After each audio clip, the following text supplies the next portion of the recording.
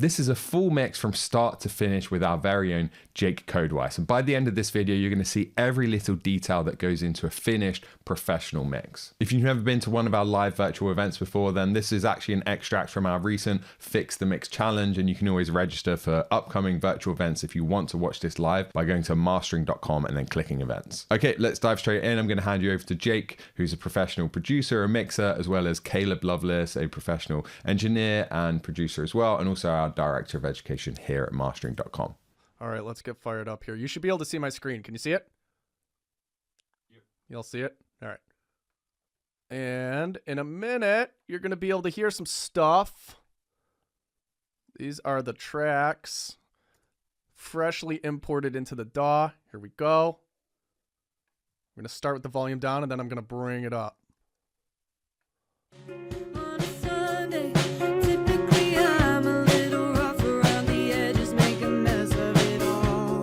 Hear that? Yeah. One's in chat if you can hear it. Yep.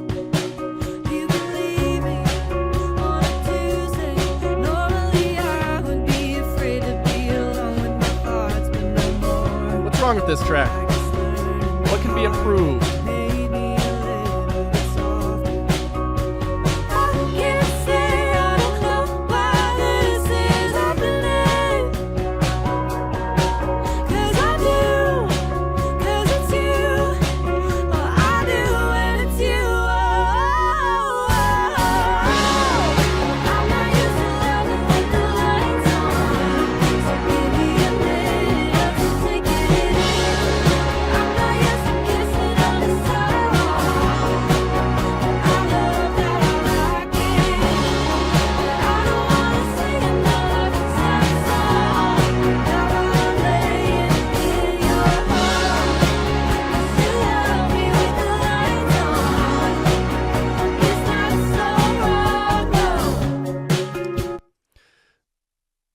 I'm seeing a lot of like really great stuff in the chat here. You guys are using your ears. I've got some like muddy, you know, limited frequencies, vocals buried, brightness, balance, guitar too low, and you guys are just kind of like spitting out a whole bunch of stuff, right? Which is great. Can you hear, beside all the technical stuff, can you hear that the song is there? Can you hear that the arrangement is there? Can you hear that the performance is actually there in the track, and that all we really kind of have to do is mix this thing, right? Yeah, like hopefully you guys can look past some of that technical stuff and you can hear that the ingredients are good. Okay, so I guess lesson number one, right? Have good ingredients, get it right at the source, and then today we're going to show you, you know, the technical side of things, the mixing side of things, to really kind of make this thing sound like a record. Let's do it. Let's dive in. Ready to rock. I'm gonna go ahead and let you just start mixing today, and if we get any questions, I'll dive into some philosophy. Somebody asked here, Oliver, as part of mixing, can that include extra instruments being added in, or is that not really part of mixing? Technically, it's not part of mixing. It depends on who you talk to and who you ask, honestly. You know, there are some mixes that I've been hired for where, you know, a guitar part needs to be re-recorded, and it's just faster for me to do it in like 2 minutes rather than going back to the artist, waiting a week, and then having it come back. So it's kind of a gray area, but technically, no, you mix what exists.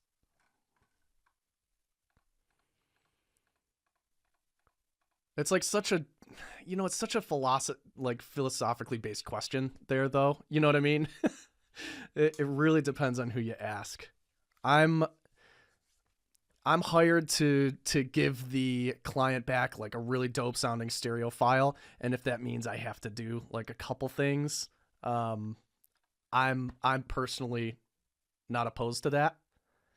You know, and if the artist doesn't like it, we'll handle it in revisions anyway. Right? But technically that's production. You know, those kind of decisions should be made in the production process. I will continue to like answer questions, and we're going to have periods of time where we can do like a Q&A, like kind of like rapid fire questions. I do want to dig into this session first, so hold on to your stuff for now, and we'll hold on to it for the next kind of Q&A segment of this, okay? I want to dig in to this session a little bit and start mixing this single. I'm going to start by giving you guys just kind of like a high level overview of what we got going on in this session. We've got drums here, and I'm sending all of those drums to a drum bus, right? So every single one of these tracks is sent to a single bus. I've got my bass track. I only have one bass track here, but I'm sending it to a bus anyway because organization, and that's how my brain works. I've got a whole bunch of guitars here. Here they are, all sent to a guitar bus. I've got some keys here. You know, Juno, we got some strings, synth bass, synth pad, all sent to an all keys bus, and then vocals right here, all sent to a vocal bus, right? So I don't know how many tracks that is. How many tracks is that?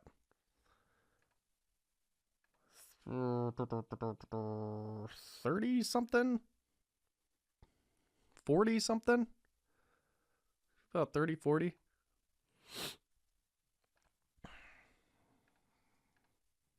All down to five groups of tracks. And that's helpful for my brain. So here they are. First thing I'm going to do here in this session is normalize all the tracks. You know, I like to make sure everything kind of coming into my session is sitting at like peaking no higher than minus 10 decibels before I even do anything, right? So that's like the gain coming into the top of the channel. If I just take a look at this kick sum right here, and I could probably turn this up now.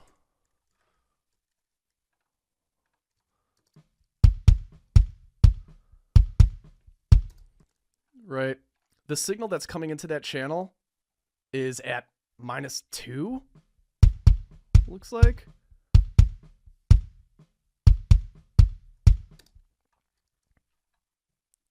And what I want to do is make sure every single one of these channels is coming and peaking at no higher than minus 10.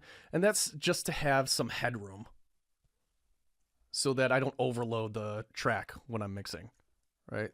So I'm going to go ahead. I'm going to highlight all of those tracks, and I'm going to go to functions, normalize region gain, individual regions peaking at no higher than minus 10 decibels, right? This is an automatic way to do that, so you don't have to go through each and every single track and then like gain stage it manually.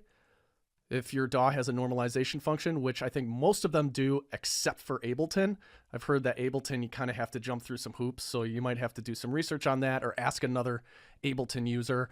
But in I think every single other DAW, there's a normalize function. So in Logic, it's individual regions peaking at your target level. So no higher than minus 10, and then I'm going to hit apply. And you should have seen that all of these waveforms change sizes, right? That's kind of like a visual cue that we know that everything worked, right? So now when I listen to this kick and check the meter, we're peaking here,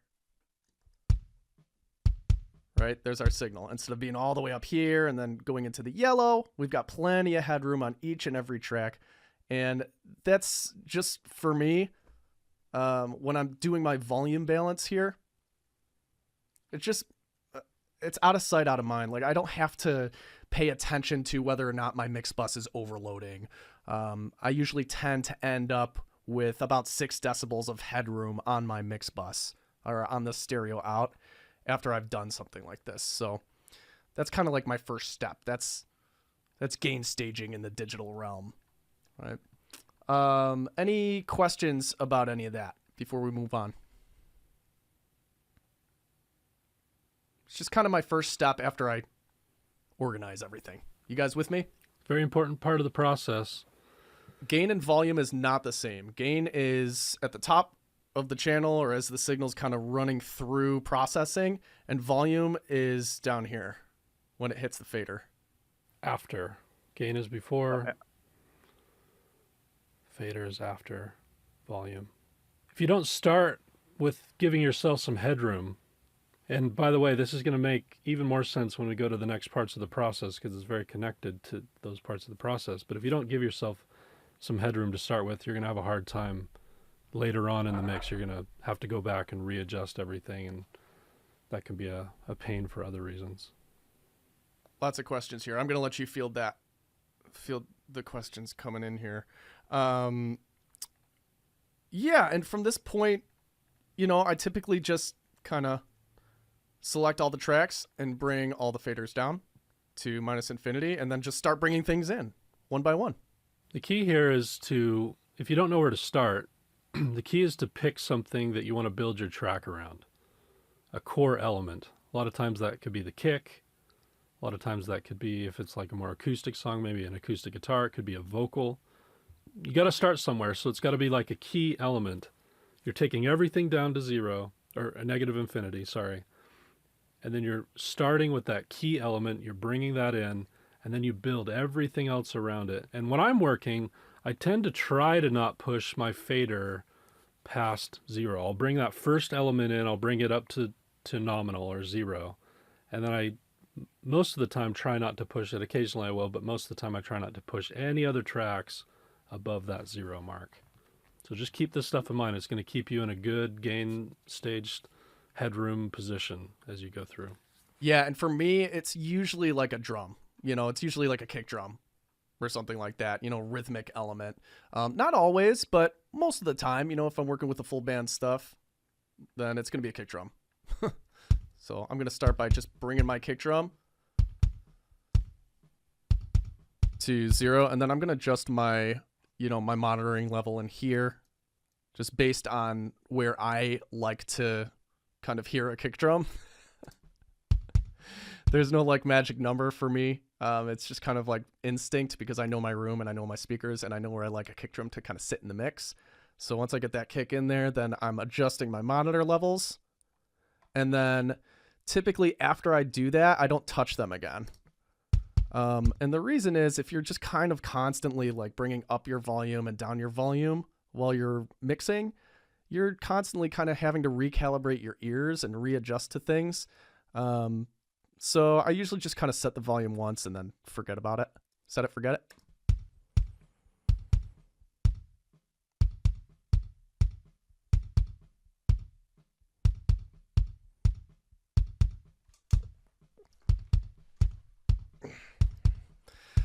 Cool, let's get the drums in here. I'm just going to start bringing the rest of the drums in.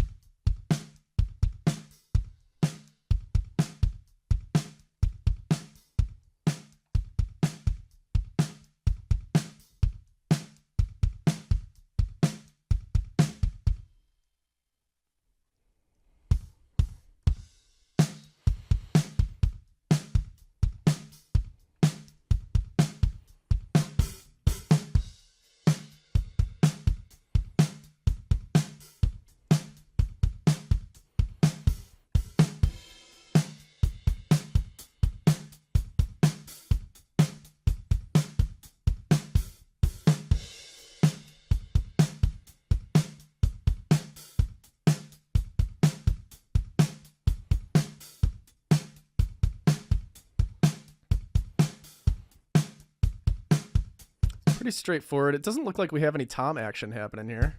So I'm just going to get rid of this high tom track and just stick with the low tom. And we only have like that one hit, a couple hits here.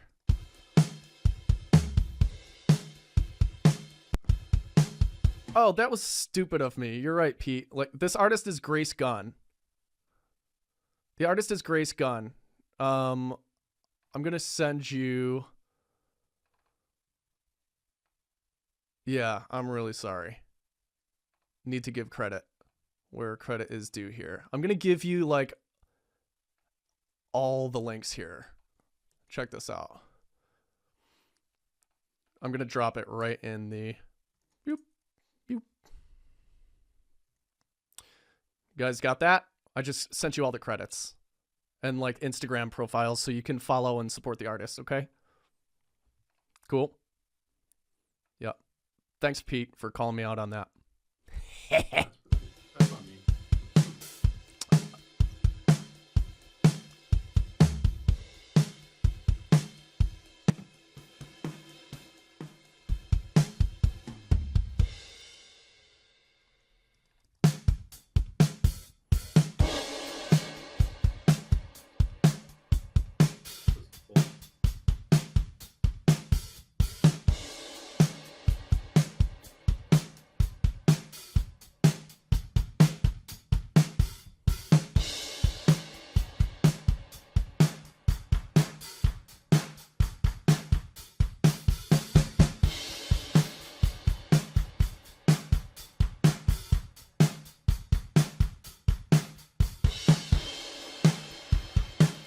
So we've got some interesting things happening here. You know, we've got some close ribbon mics here, stereo pair.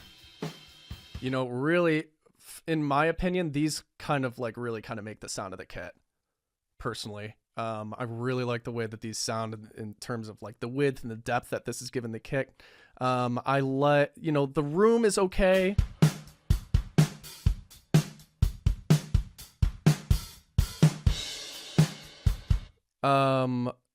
We'll have to hear what it sounds like in context, right? But we've also got some fun kind of like, I call these like fun mics.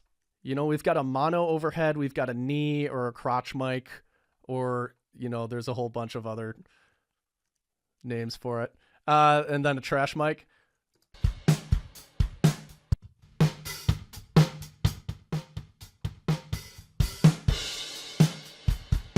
So this really just kind of like reinforcing that punchiness of the kick and the snare.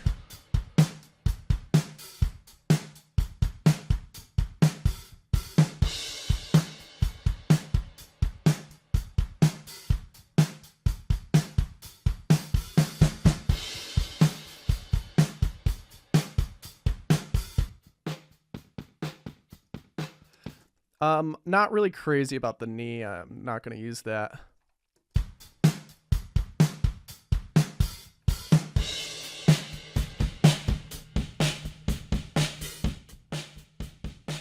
This is kind of like your compressed, you know, your over compressed kind of thing.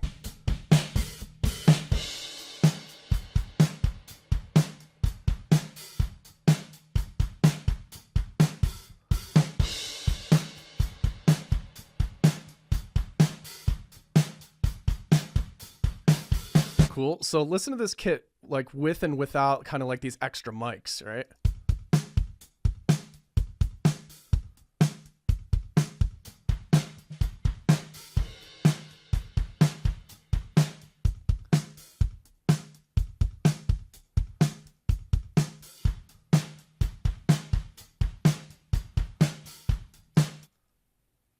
Right? And we'll balance and rebalance as we get everything else back into the mix, but kind of like making this sound like it's kind of the difference between width and depth, right?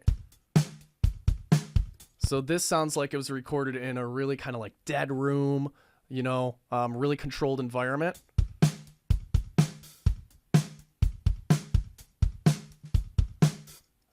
And then we start to add some of these other mics in here, and we're getting the sound of the room. We're getting a little bit more of an open, kind of bouncy kind of sound.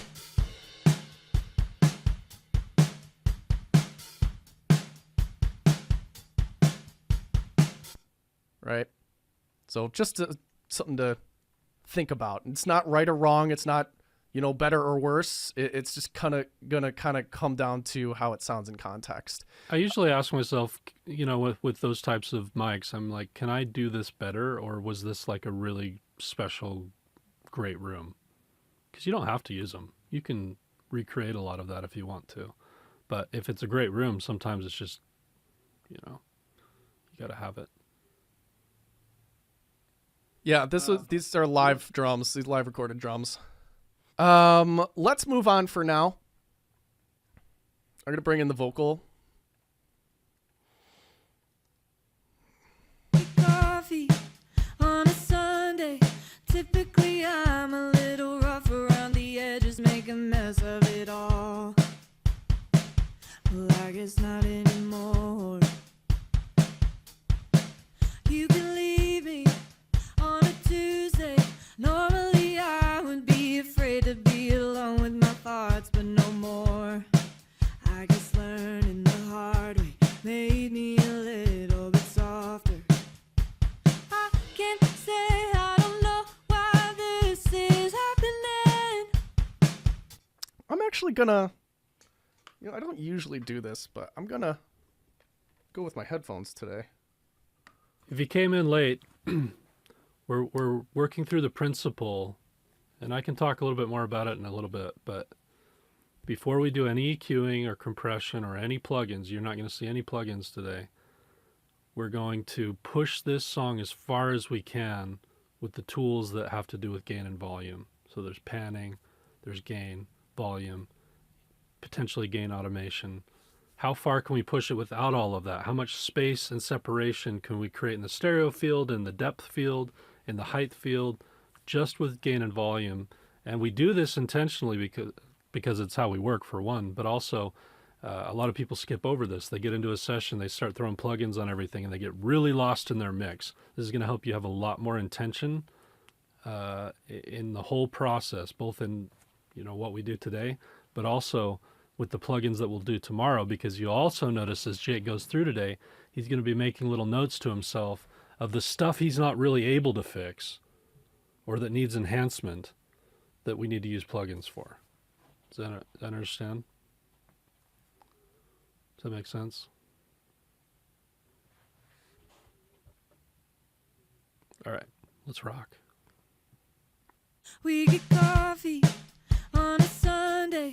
Typically I'm a little rough around the edges, make a mess of it all. Well, I guess not anymore.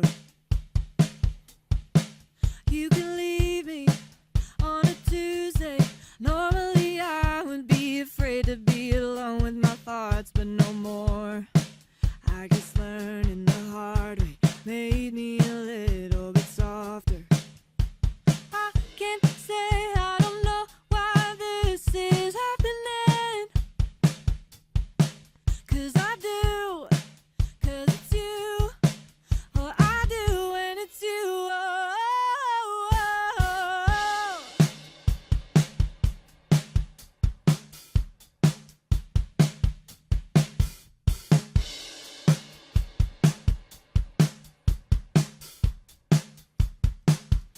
Yeah, so I'm actually going to mute and hide these for now. I've got like a little bit more detail now that I'm listening in the cans. So I'm actually going to mute those. Get coffee on a Sunday. Typically I'm a little rough around the edges, make a mess of it all. Well, I guess not anymore. And I'm going to save these ribbons and rooms for later. While I'm just kind of like getting my initial balance, I'm just going to go with the close mics. I don't know. I like how they sound. We get coffee on a Sunday. Typically I'm a little rough around the edges, make a mess of it all. Well, I guess not anymore. You can leave me on a Tuesday. Normally I would be afraid to be alone with my thoughts, but no more. I guess learning the hard way made me a little bit softer. I can't say I don't know why this is happening, 'cause I do, 'cause it's you. Oh, I do, and it's you. Oh, oh, oh.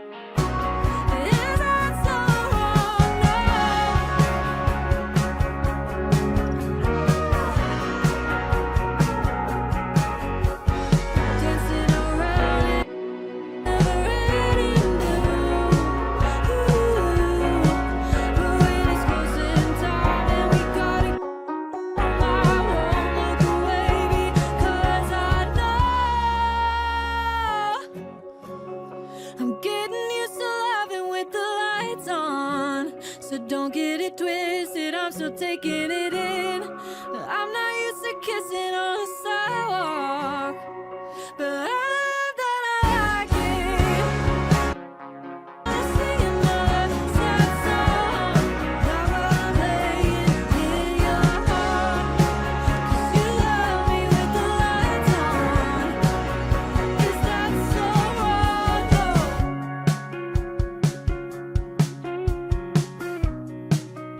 Is that so wrong? No. Cool. Well, we never know what we're going to get with these. Sometimes it's a pretty rough mix. Sometimes it needs a lot of work. Sometimes the sessions become a lot about little things and enhancement. I think this will be in the latter. It's a Nashville. I think she's from Nashville, yeah? Yeah, this is going to be about carving out space for all of this stuff. Basically, guitars and keys, you know. For sure. This is Grace Gunn. The song is Lights On.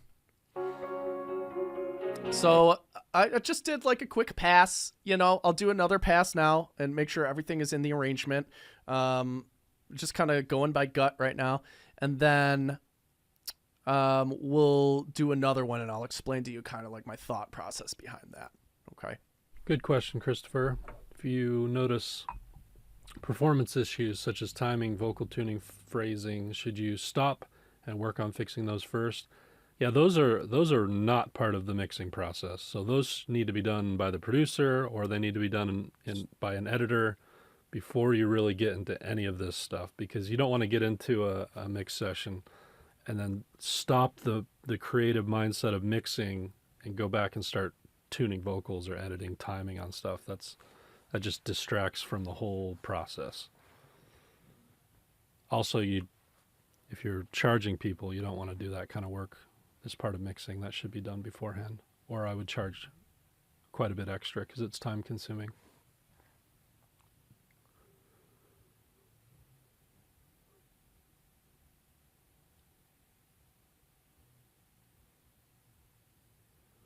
Oliver, there's always some mixing that happens in recording and producing, but you still want to, at some point, bounce everything down to audio files and do a proper mix again.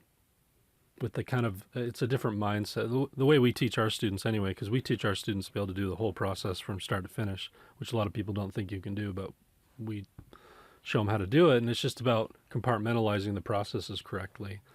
And even if you are mixing, if you're good at mixing, by the time you're done with your production, it should sound pretty good, but it doesn't mean you don't pull it into a mix session and do a proper mix, because you'll find more stuff when you're in that mindset. Cool. Shall we do another pass? I think so. Let's get in there.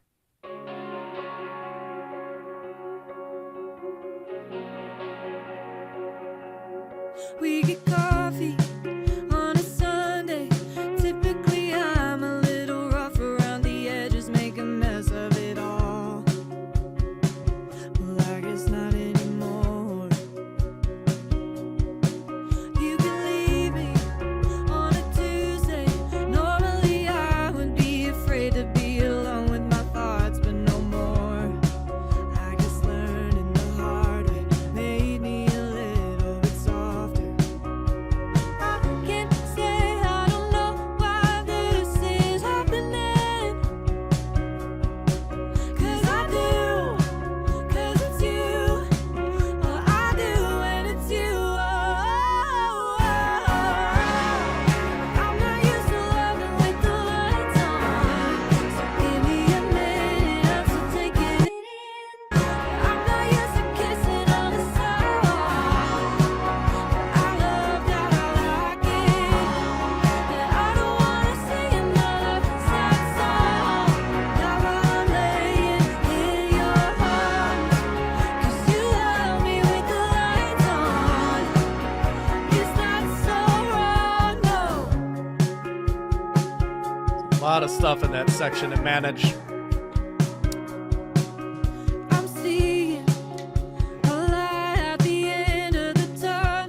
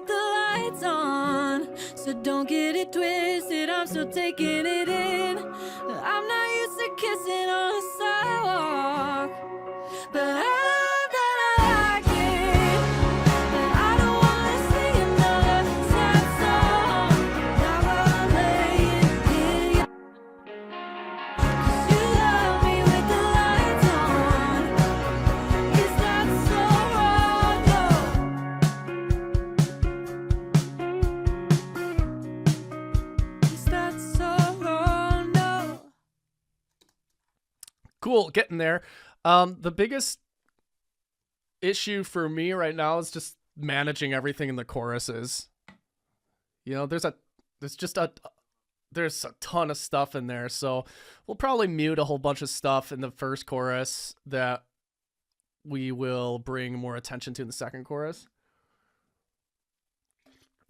I don't know yet. I'm not there. I'm just kind of like getting an overall kind of like high level balance, you know? Cool.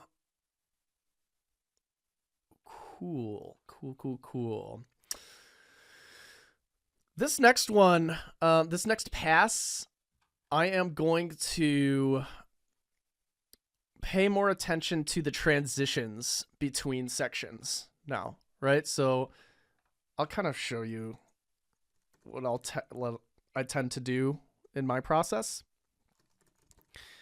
It's like, number one, like just bring everything in, like high level balance, and that means bring everything into the session. And you know what I mean by that, bring everything in, is what I mean by that is just make sure everything can be heard, like bring all the faders up on everything. Make sure no faders are down. Did I miss anything here? I did. I missed this vocal throw. We'll nab that this next round. Number two is like, it's high level balance, details and transitions. So like pay attention to, I'll say the journey of the song. And I'll show you, yeah, exactly, macro then micro. So I'll show you what that looks like. You'll get an idea of what that looks like now on this run as we kind of go through and I pay attention to things. It's a little bit more repetitive than just playing the song all the way through. So we'll go ahead. I did see a few questions about like panning and stuff like that. So Reed does a lot of like the placement inside of his own production. So you can do your panning in your production if you want to do something like that. It's totally cool. It's totally fine. If it's kind of like more of that non-negotiable, hey, I know I want this thing to sit here inside of this mix, or I know I want this thing to sit there inside of the mix, go ahead and do that in production and bake it in. That's what Reed does with a lot of his productions. So this is Reed? Yeah. Gosh dang, he's good. Yeah. That cat is so good, and he's doing it with the cheapest gear in his basement. It's so good. You'd think this is a professional Nashville studio. Yeah, totally. It's ridiculous. It just paints the image. It just like destroys everyone's argument that you need all this fancy gear to make stuff sound good. No, you just need a lot of skill. Totally. But he does like a lot of his processing and bakes stuff into tracks, right? So like this electric guitar is panned like partially to the right. Like it's just baked in. The panning is baked into the track. This one, you know, there's stereo information in there. This pedal, let's see. You know, slightly to the left.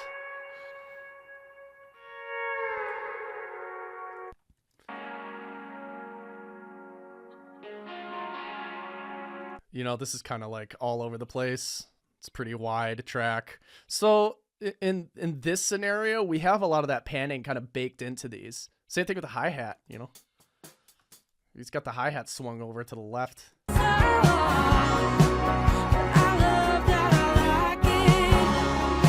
That's actually further left than I would want a hi-hat. I'm a little rough around the edges, make a mess of it all.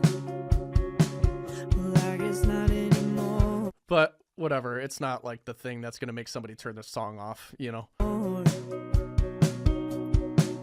You can leave me on a Tuesday. Yeah, Tal, this is totally normal.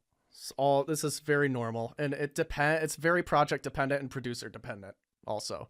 You know, I work with a lot of metal, right? That's where I work, that's where I live.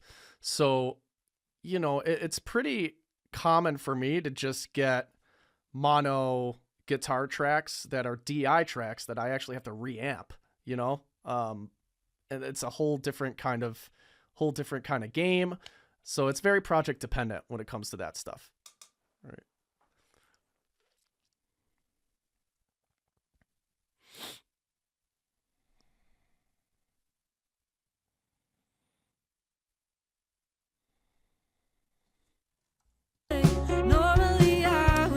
Let's go back in here then and do this other pass. Is reamping considered production? I include it in my mixing process.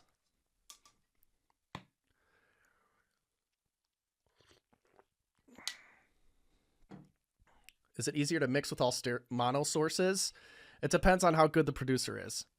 If the producer's like, you know, not that great and they're baking in a whole bunch of stuff into the tracks that make your life really difficult as a mixer, then that sucks. But if the producer's good, like, you know, like Reed here, and he's baking in stuff that makes sense for the mix and things are fitting together pretty well, then that's awesome. It saves you time. I always teach people to send a wet and a dry version of everything anyway. If I have to go back, I'll start with a wet version because that's their vision. But if I need something, then I'll just pop into the dry folder, pull it in, and I can work with that. But it's, you know, once or twice a session at most, and sometimes never, you know.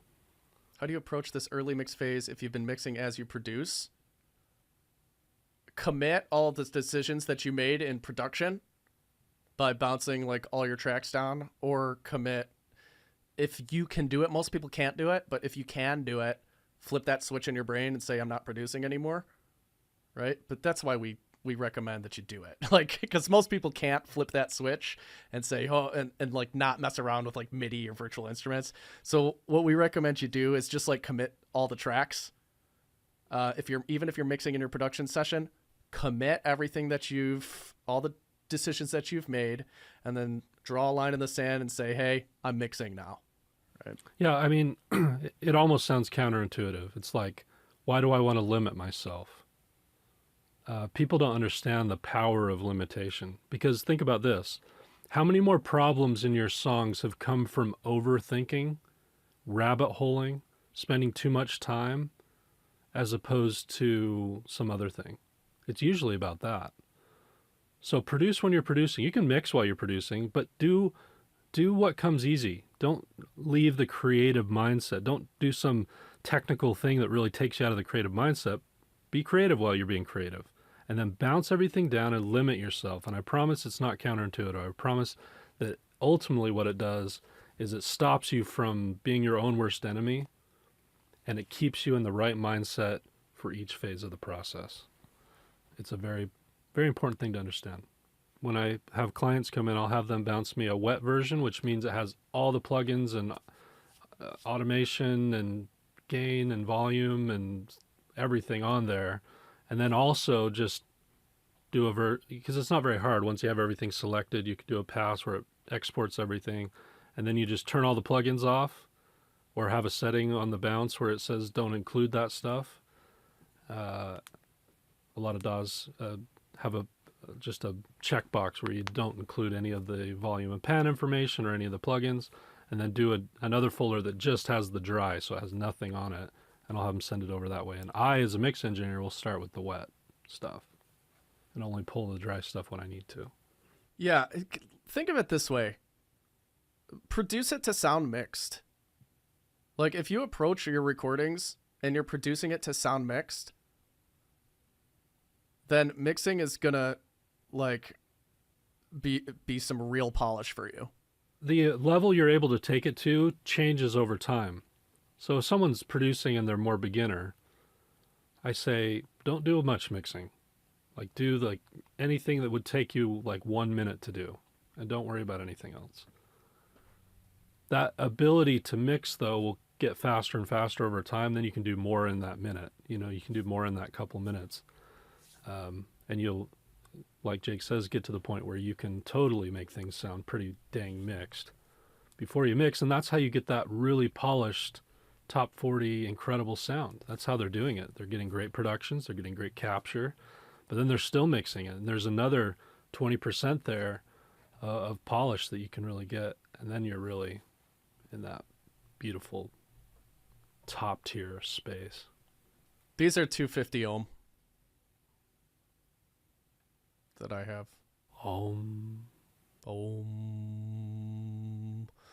My dad used to tell me to do that when I was a kid. If I would get sad or upset, say just take a deep breath. That didn't work.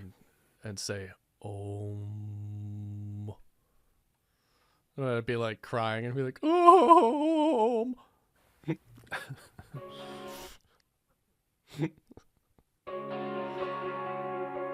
We're going to focus on the transitions here. We'll get back to questions in a bit.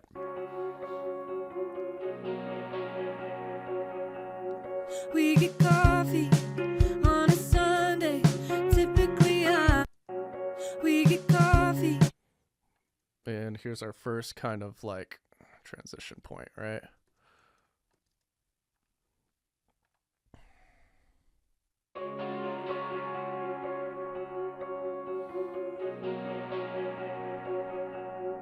We get coffee.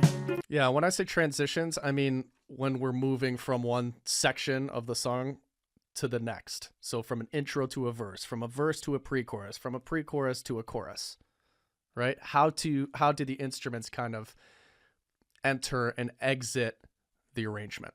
Right? We get coffee on a Sunday. Typically, I'm a little rough around the edges, make a mess of it all. Well, I guess not anymore. You can leave me on. So there's a transition point, right? We've got this whole chunk. This 16 bars here has a very specific kind of instrument arrangement. And then we change the arrangement at marker 3, where we've got a bass that comes in, we've got another guitar that comes in, we've got this pedal steel that happens in the transition, right? So those are the things I'm paying attention to right now. On the edges, make a mess of it all. Well, I guess not anymore. You can leave me on a Tuesday. Normally I would be afraid to be alone with my thoughts, but no more. I get the hard way, made me a little bit softer. I can't say I don't. And what's that?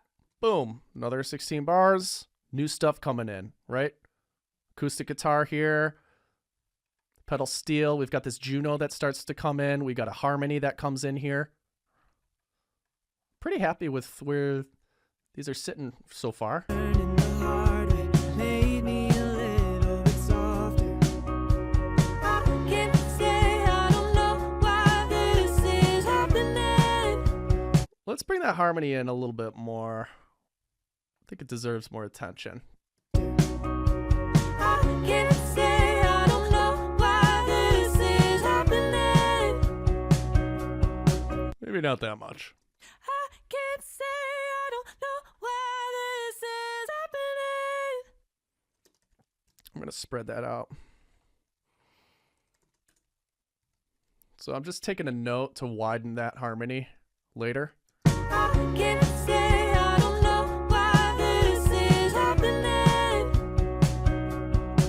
'Cause I do, 'cause it's you.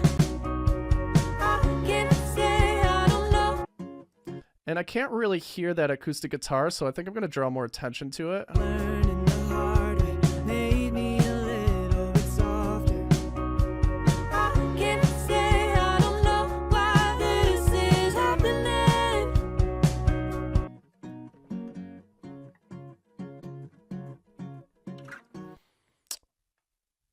I'm going to see what that sounds like swapped.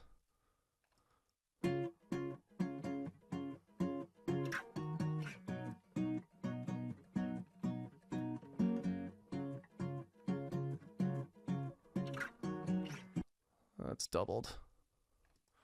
Say I don't know why this is happening.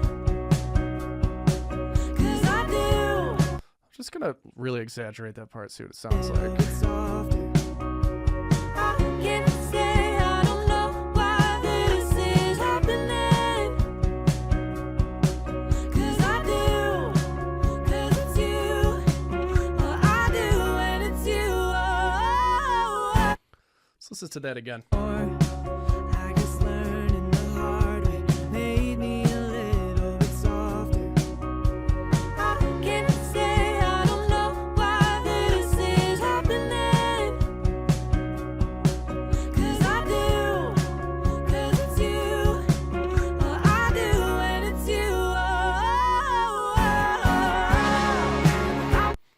Okay, here we go. Moment of truth.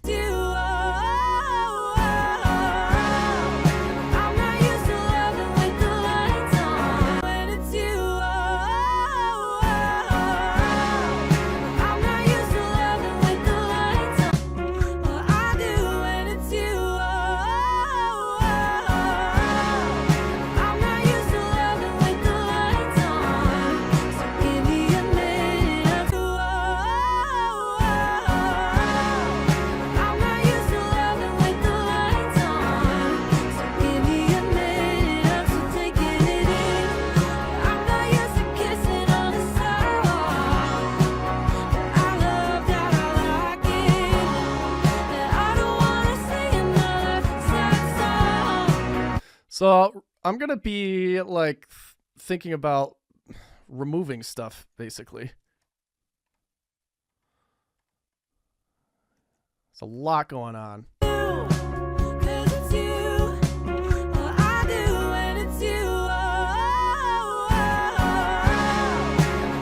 Right here.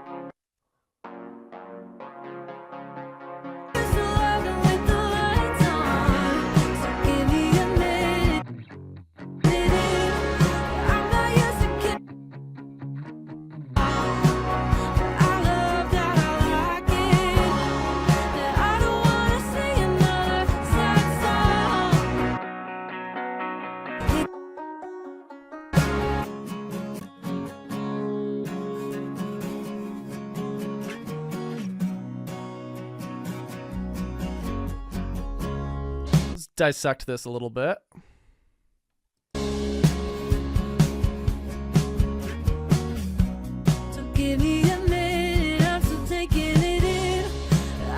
There's the meat and potatoes of the song, right? Drums, bass, guitar, vocals. Rock setup.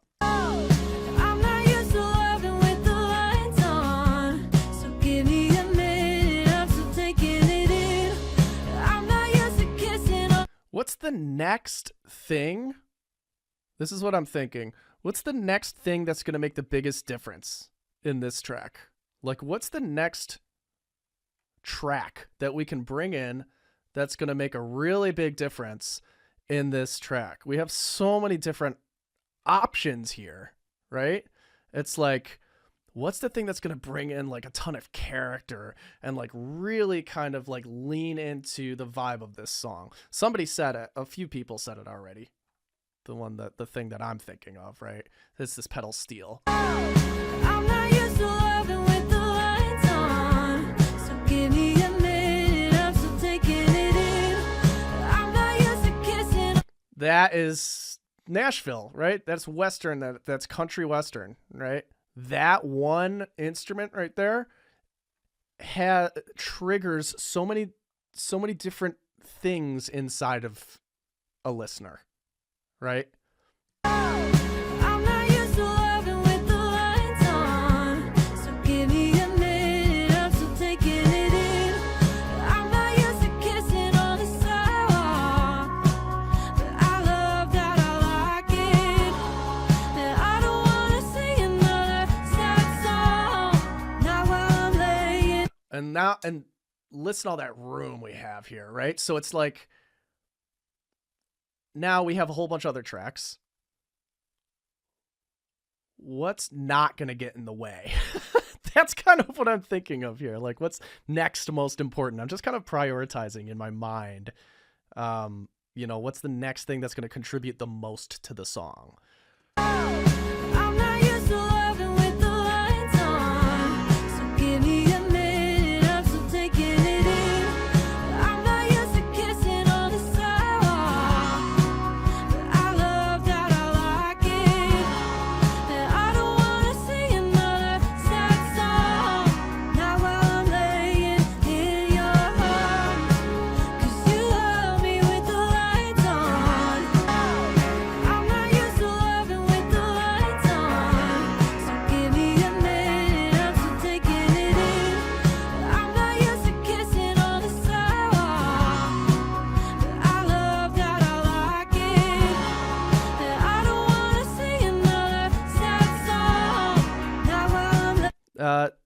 you know, I can't even really hear what this is doing.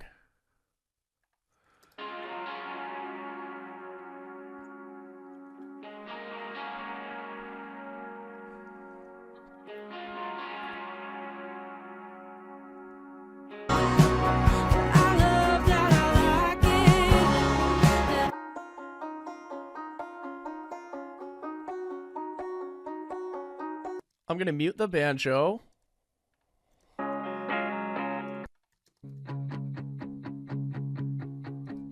And I'm going to mute this section, that wide guitar. I'm going to have this muted for now. I'm not used to loving with the lights on, so give me a minute, I'm still taking it in. I'm not used to kissing on the side. Like it, that I don't want to sing another sad song. Not while I'm laying in your arms, 'cause you love. Is that so wrong? I'm gonna keep this bass in here. I'm gonna take out the Juno. I think. Don't know yet.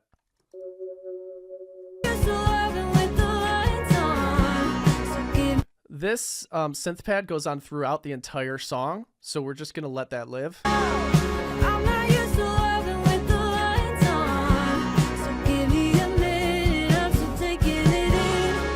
I'm not used to kissing on the sidewalk, but I love that a lot. I like what the strings are doing here, so I'm gonna leave those in. I'm not used to loving with the lights on, so give me.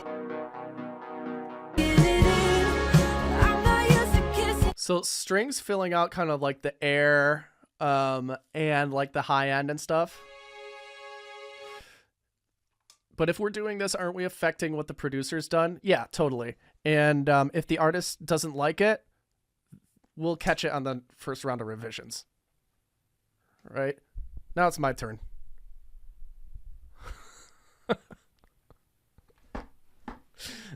You hired me. Now it's my turn. They just want you to make it sound good. Yeah, you're responsible for delivering a dope stereo file, right? I'm going to go with my gut for the first one. If we need to make some changes in revisions, so be it. You know, because ultimately I'm here to serve the artist. I'm a service provider.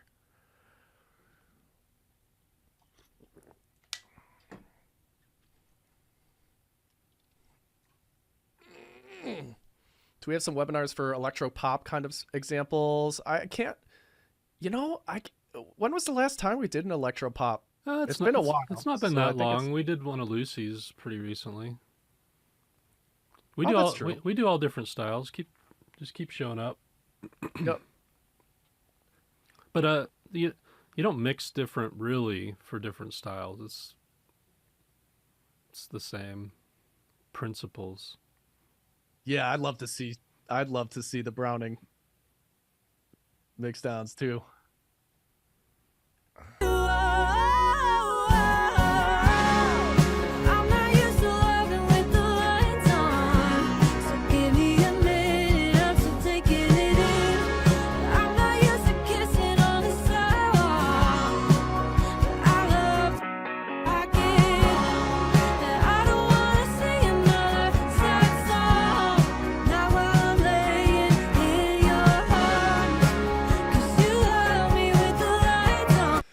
So that chorus electric getting in the way of the vocal, as soon as we mute that, the vocal pops forward, right?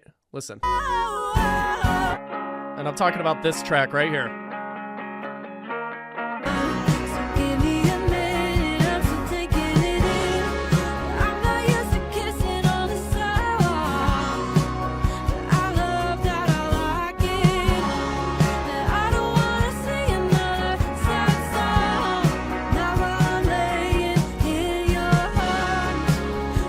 You hear that? You guys hearing it? Yep.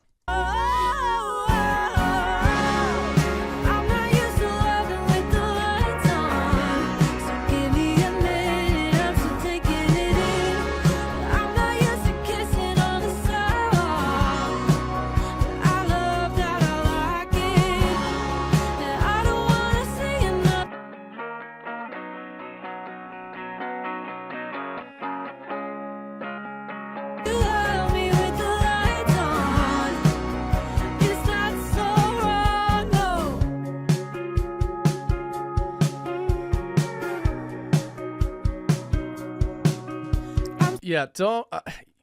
I'm gonna mute it. There's enough else to work with. And I'm a sucker for chugs, so I'm gonna see if we can fit these chugs in.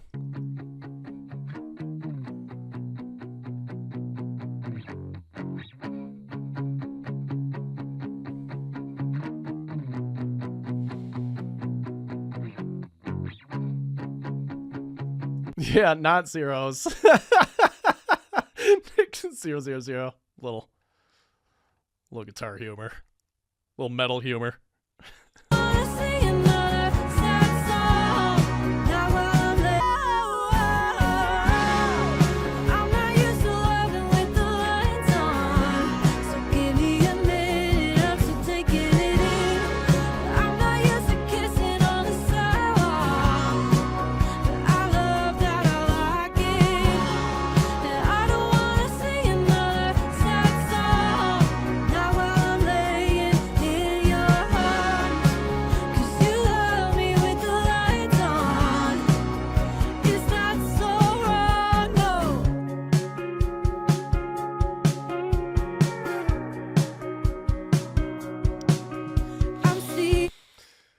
Cool. I like that as our first chorus. So hopefully you guys were with me there. You guys with me? You following kind of like my thought process through kind of deconstructing this a little bit and cleaning it up just with making some decisions and with volume. I haven't touched any like EQ or compression or anything. It's not like, hey, I'm going to keep every single one of these instruments in here and just like really wrestle this thing to make it work. I'm just making some, I'm prioritizing and sacrificing, compromising. Prioritizing and compromising is how I should put that. And maybe we have a feature for that banjo in the next chorus. Maybe we let that electric guitar come back in somewhere else in the arrangement. We have lots of pieces to kind of play with here to affect the journey of the song so the listener doesn't get bored, and there's a little bit of extra ear candy in there for people who listen more closely to the details, right?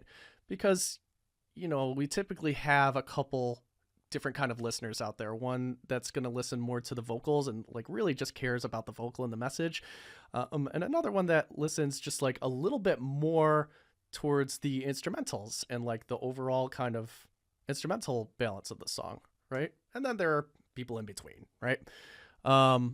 So I strive to do a little something for everybody. Make sure the vocals are heard, intelligible, and also make the instrumental journey of the song kind of somewhat interesting for people, right?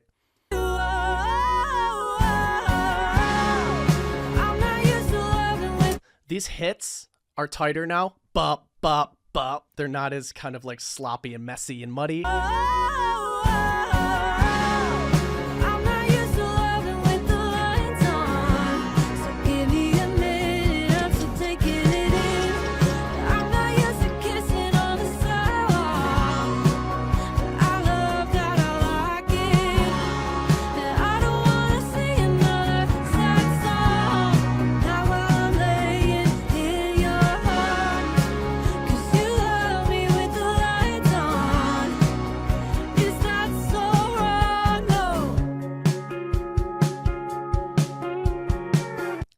Boom. Into the next section, we've dropped the energy down, those instruments exit the arrangement, and we're into the next part of the journey, right? Is that so wrong? No.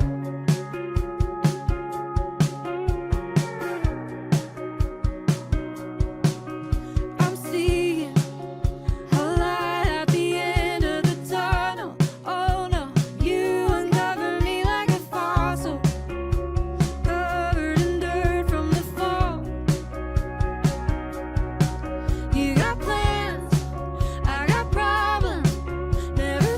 Oh, thanks for reminding me of that vocal throw, John. Thank you. This is happening,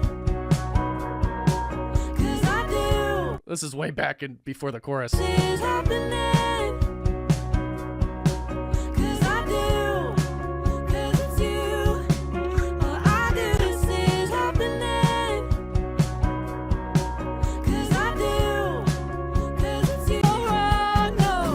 Moving on.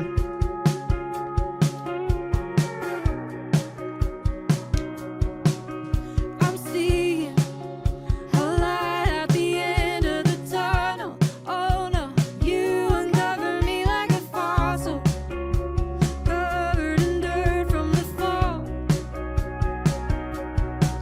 You got plans, I got problems.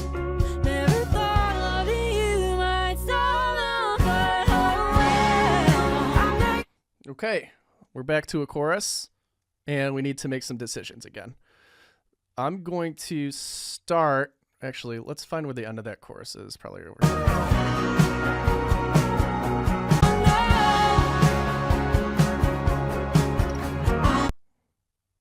Uh-oh. Is that so wrong? No.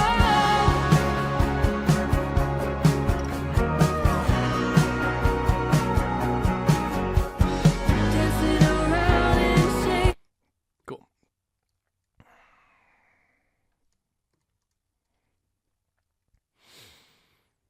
So this is where we started.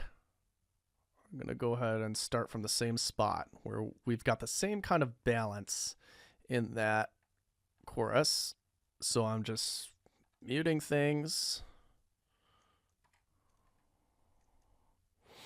It's all over, oh. I'm not used to loving with the lights on, so give me a minute, I'm still taking it in. I'm not used to kissing on the sidewalk, but I love that I like it. And I don't wanna sing another sad song. Now I'm If we had to choose one thing to be different about this chorus, what would it be? You know, what would you choose?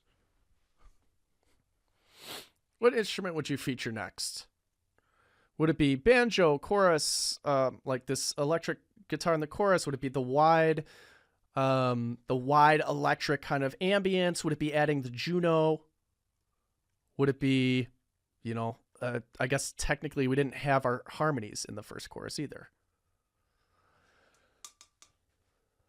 What are you guys thinking? This says a lot about your personality, by the way. Just kidding. Where am I?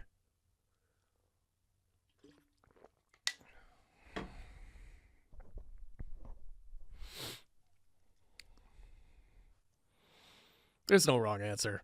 It's legit just taste. It's opinion.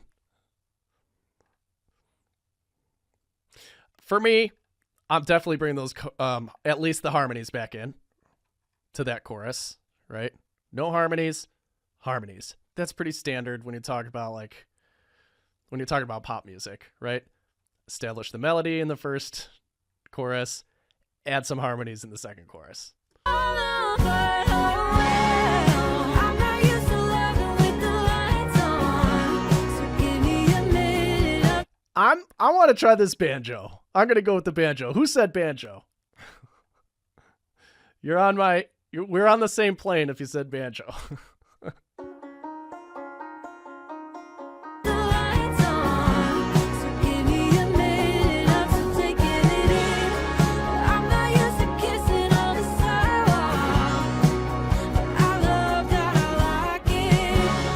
And I don't wanna sing another sad song. Now I'm laying in your arms, 'cause you love me with the lights on. Oh well, I'm not used to loving with the. What I like about it is the movement. I almost wish it was double time, part of me, but it's fine. It gave that kind of...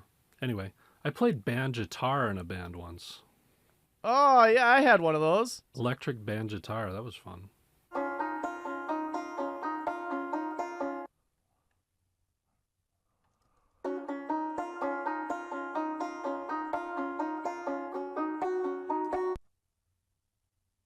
All right, so you said you want it twice as fast? I'm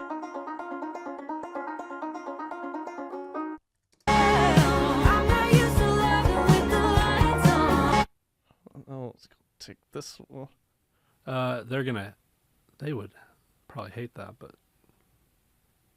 I'm not gonna actually do this. I know. I love what you're doing. It's wonderful.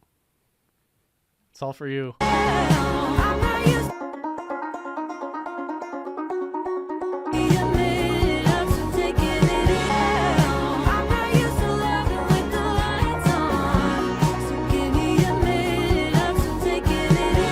I like that. I totally like that. I'm into it. You dig it? I'd say if it was played like that. Yeah, if it was played like if Steve Martin was playing it.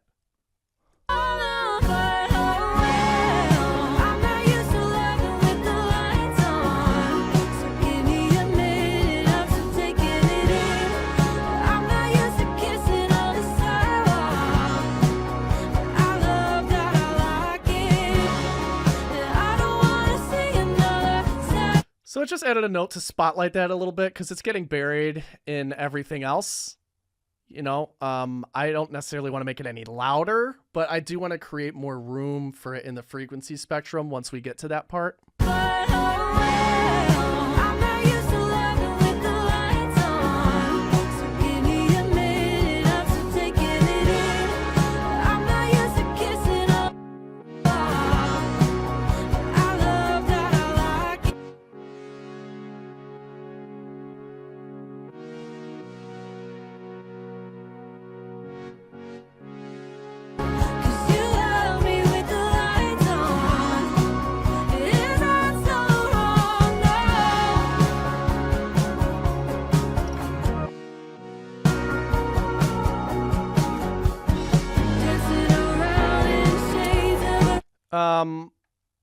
You know, I might also get the Juno in there, but I'm gonna have to clean it out, like cut low mids in order for it to kind of give me what I want out of it, which is like more of the mid-range.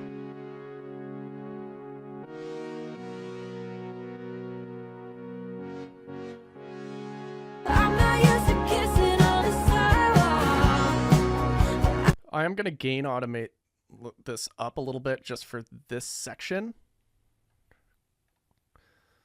So let's just take this section and really bring that Juno out.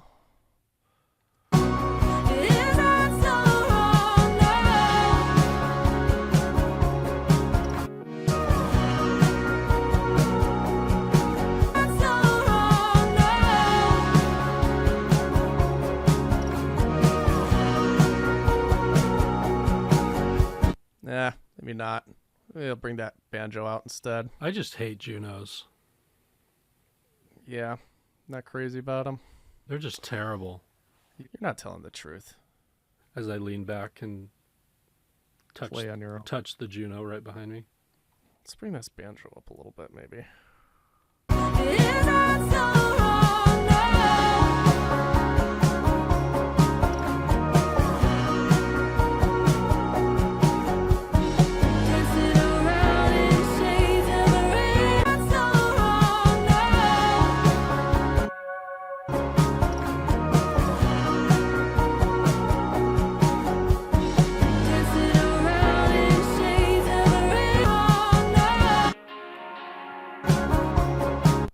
This is where we bring in that wide electric.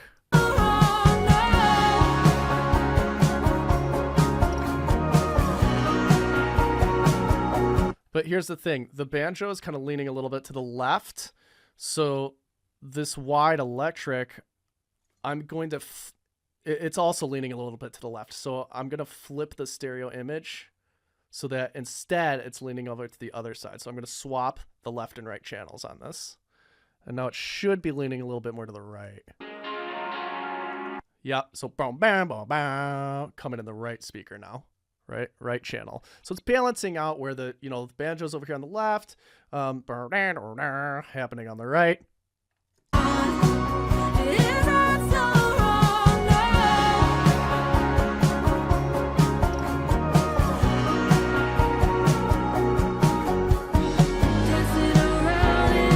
Cool. Get that?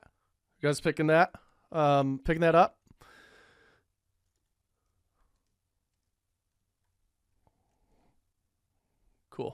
Yeah. One means yes, by the way.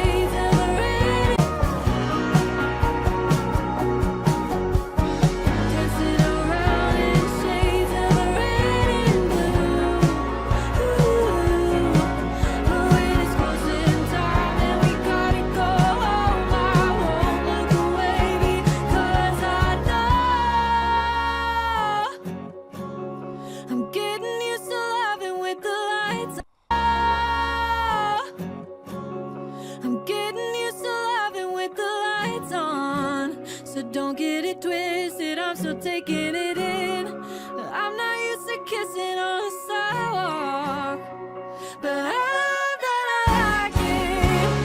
And I don't wanna sing another sad song. Now I'm laying in your heart, 'cause you love me with the lights on. Is that so wrong? No. But And I'm gonna see what else we got going on here. I love that I like it.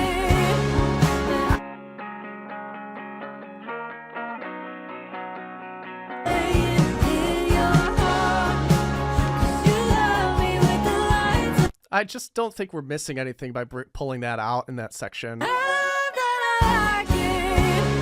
And I don't want. Now I'm laying in your heart, 'cause and I don't wanna sing another sad song. Now I'm laying in your heart, 'cause you love me with the lights on. Is that so wrong? No. I like that.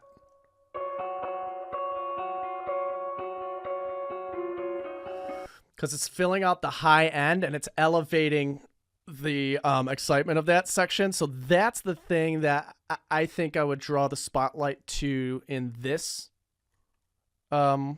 chorus. Like it, but I love that I like it. And I don't wanna sing another sad song. Now I'm laying in your heart, 'cause you love me with on. Is that so wrong? No.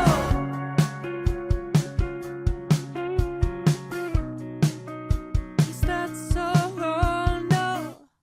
So wrong? No.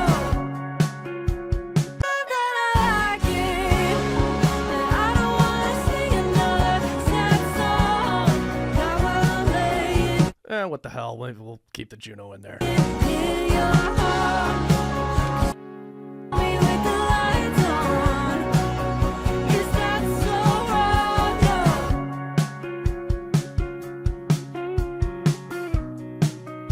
Is that so wrong? No.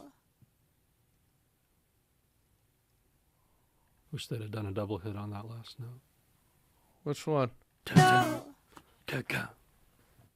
Is that so wrong? No. No. Tut tut. Yep. But a tasty one, you know? Like with a lot of feel. Anyway, doesn't matter.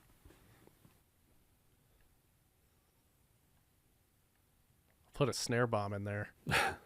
Go. Wrong, no. How's that sound, guys?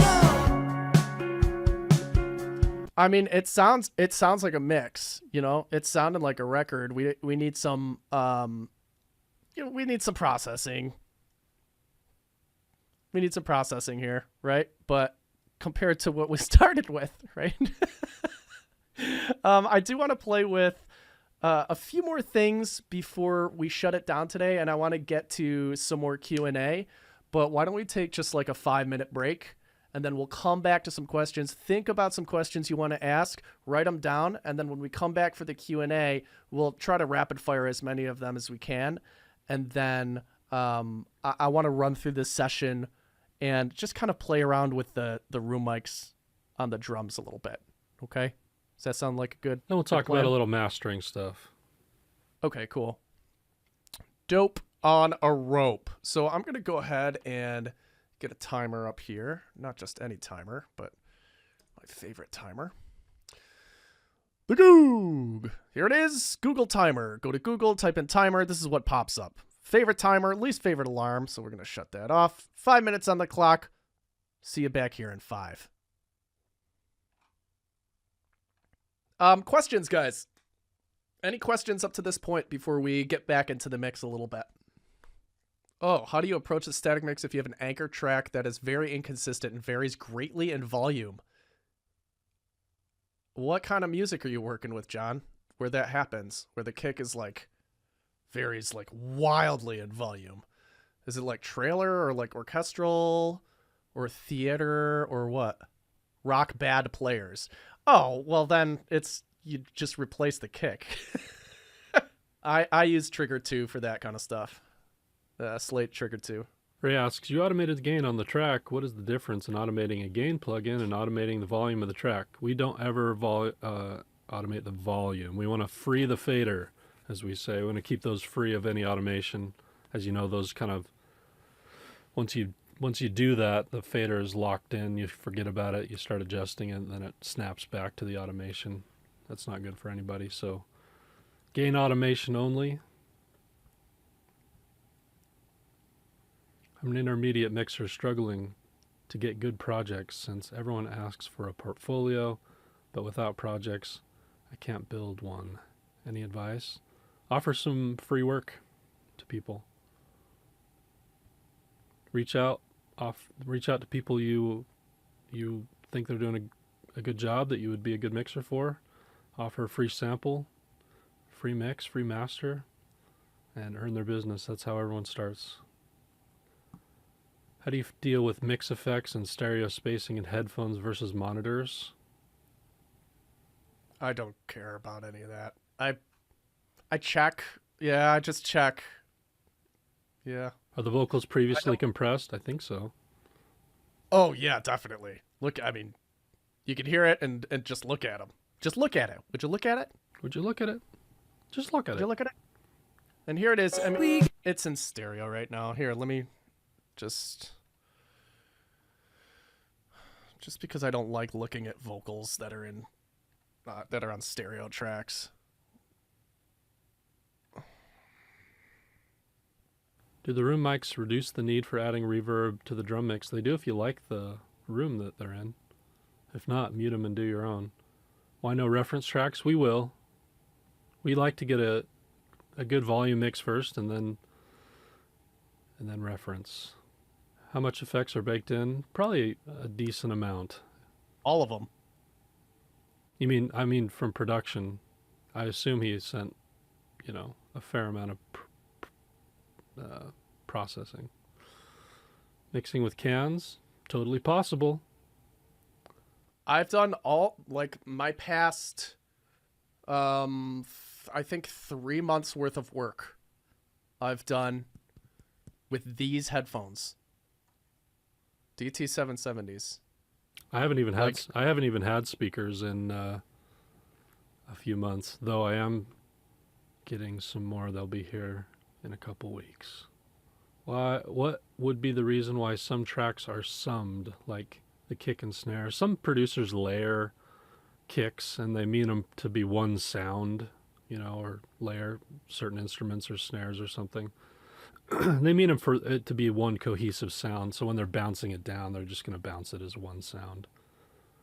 I appreciate that when a producer does that for me. That means they've gotten the balance, they've gotten the sub mix of what they want their kick in mic, kick out mic, kick sub, maybe a layer like a sample or two. Like, they've got that mix exactly where they want it, and instead of giving me all those tracks, they just say, you know what, I'm committing to this sound. Here's your kick sound. I prefer that. Devel asks, if the peak ain't higher than -10, why do you set the key element to 0 dB? So returning it to 0 dB is returning it to -10, essentially. So I've gained it coming into -10, which means my fader at 0 will be -10. That's the before and after, gain versus volume. So I'm starting, my kind of starting place is -10 on my key element. Then by the time I bring everything else in, I'll usually be sitting around that -6-ish range.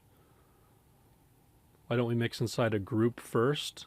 So we're gonna kind of go narrow, solve any problems, fix anything on a narrow focus, and then we'll zoom out to the bus level.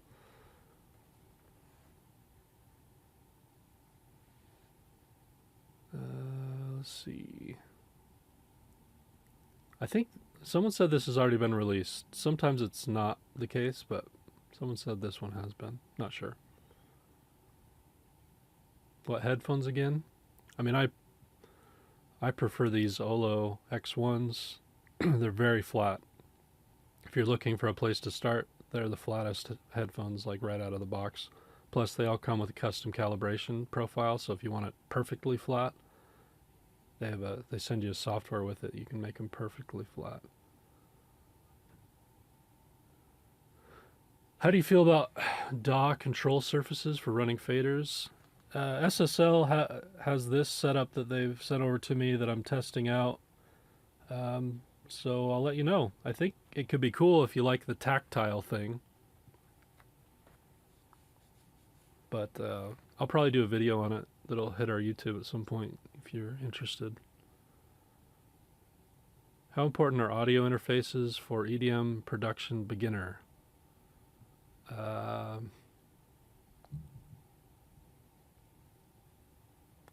You're never recording anything? Yeah, if your computer's sound card can handle it, it doesn't matter. That's fine.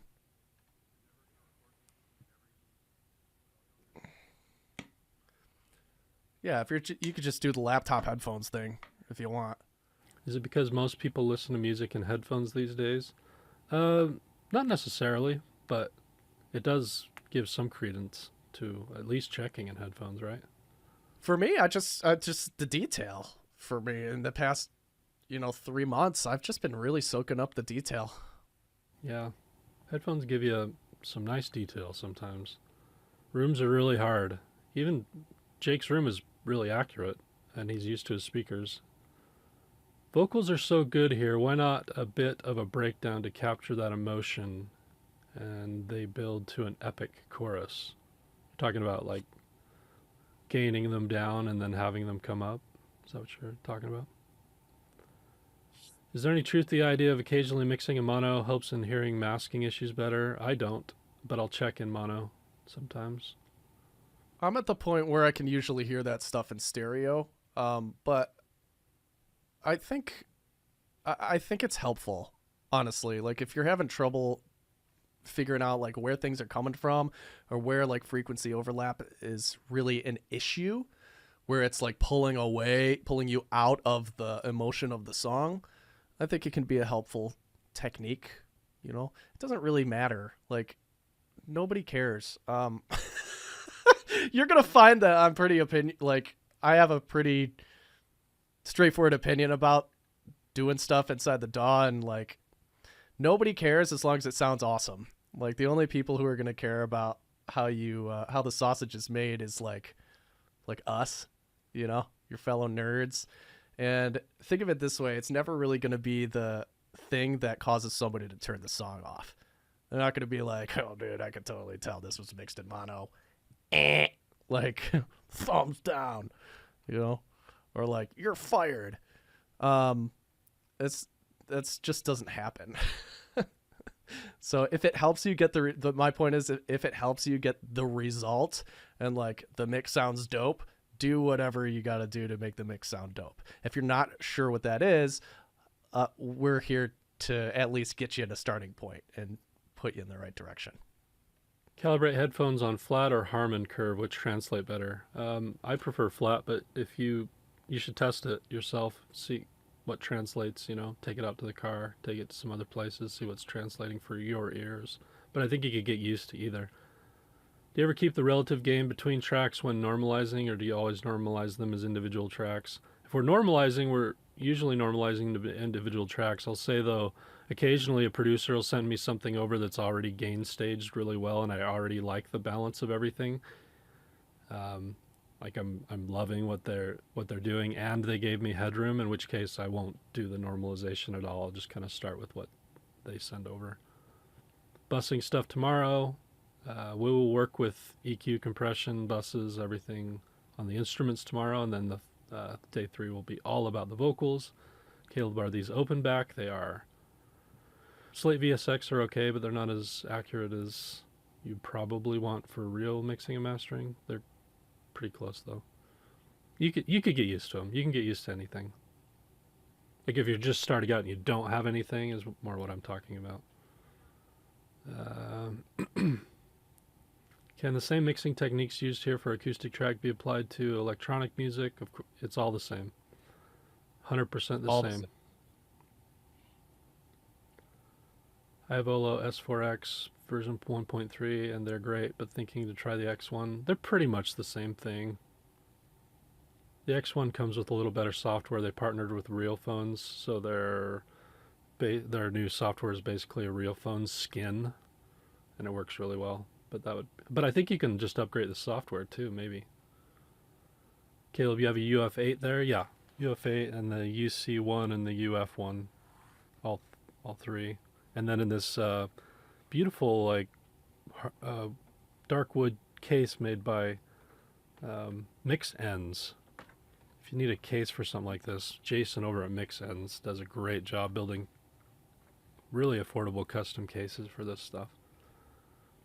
A video about the SSL UF8 and UC1 would be great. Yeah, I think I'll do it in the context of like actually mixing with it as opposed to like feature breakdown, because there's lots of those, but it'll be like context video of doing it, using it within the mix. Trying to get through these.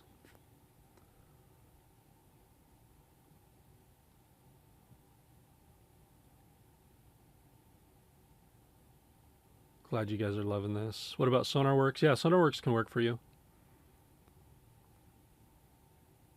Brand again of the X1 headphones. Olo, O-L-L-O. Yeah, I guess they answered you in chat.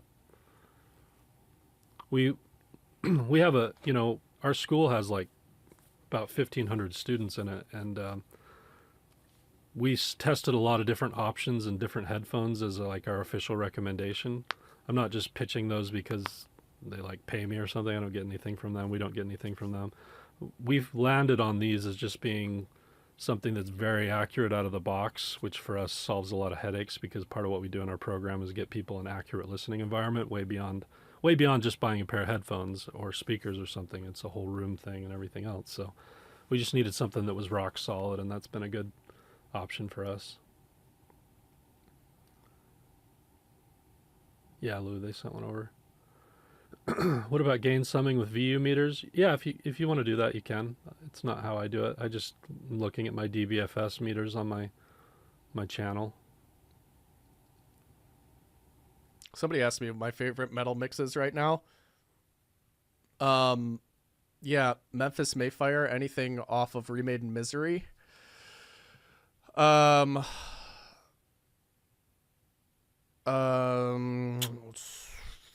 Silent Planet, Super Bloom, anything off of Super Bloom. If you're used to your headphones curve, would you still flatten it out and adjust, or stick with what you know? I'd probably just stick with what you know if they're translating the car and they're translating to the other speakers. But if you're struggling with translation, then you might want to think about it. Cave-In's cool. Nightwish I haven't listened to in years, like 2004 maybe.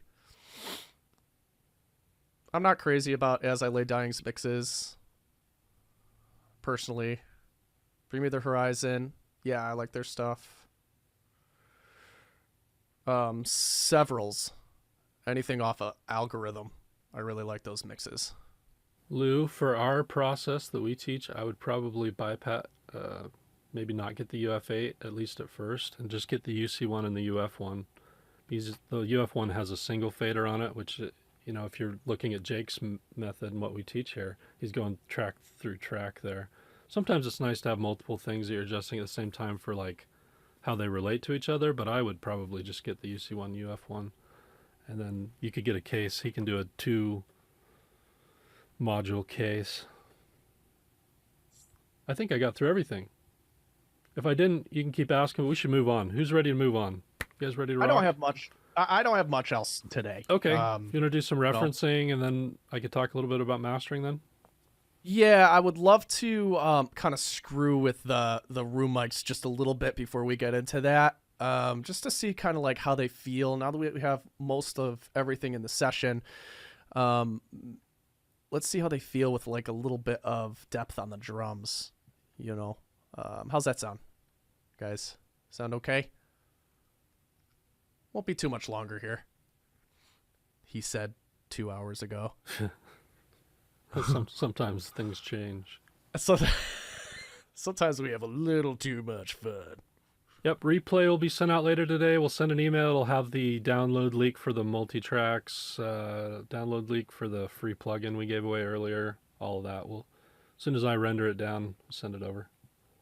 Would like to have gotten into panning had the producer not made those decisions. Keep showing up. Dude, keep showing up. We don't always have stuff like this. You know, the tracks change. Yep. So keep showing up. It's pretty common, though, to get panning from a producer. It's part of production. So you're mostly going to get tracks from people with panning baked in. It's just real world. What gear did I start off with when I first started mixing, producing? 20 years ago, I had Rocket 5s and what interface did I have?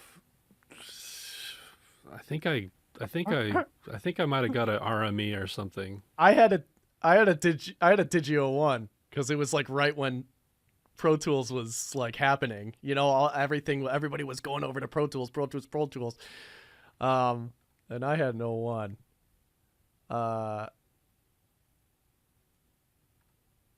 Yeah, it was wild. Yeah, I kind of got thrown into the world because I parted ways with the band. We got signed and then immediately parted ways because of money stuff, and just it got really bad and weird.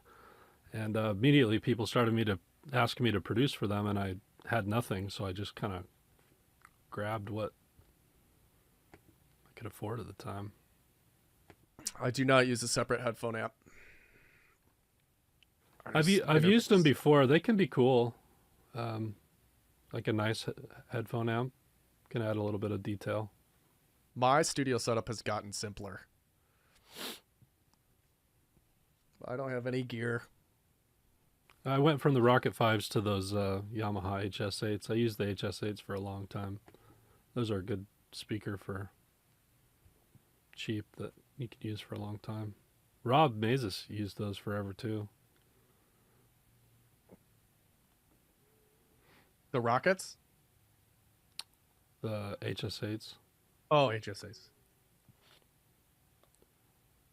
Cool. How would you rate something like an RME Fireface UC for mixing? Yeah, I mean, that's more of, an interface is more for your input quality and your speaker, you know, your output, your A to D, D to A. You don't even really need one if you're not recording and you don't have speakers, but they will help with that conversion sometimes. A laptop sound card isn't probably going to be quite as good. All right, let's rock. Yeah, I'm going to get in here.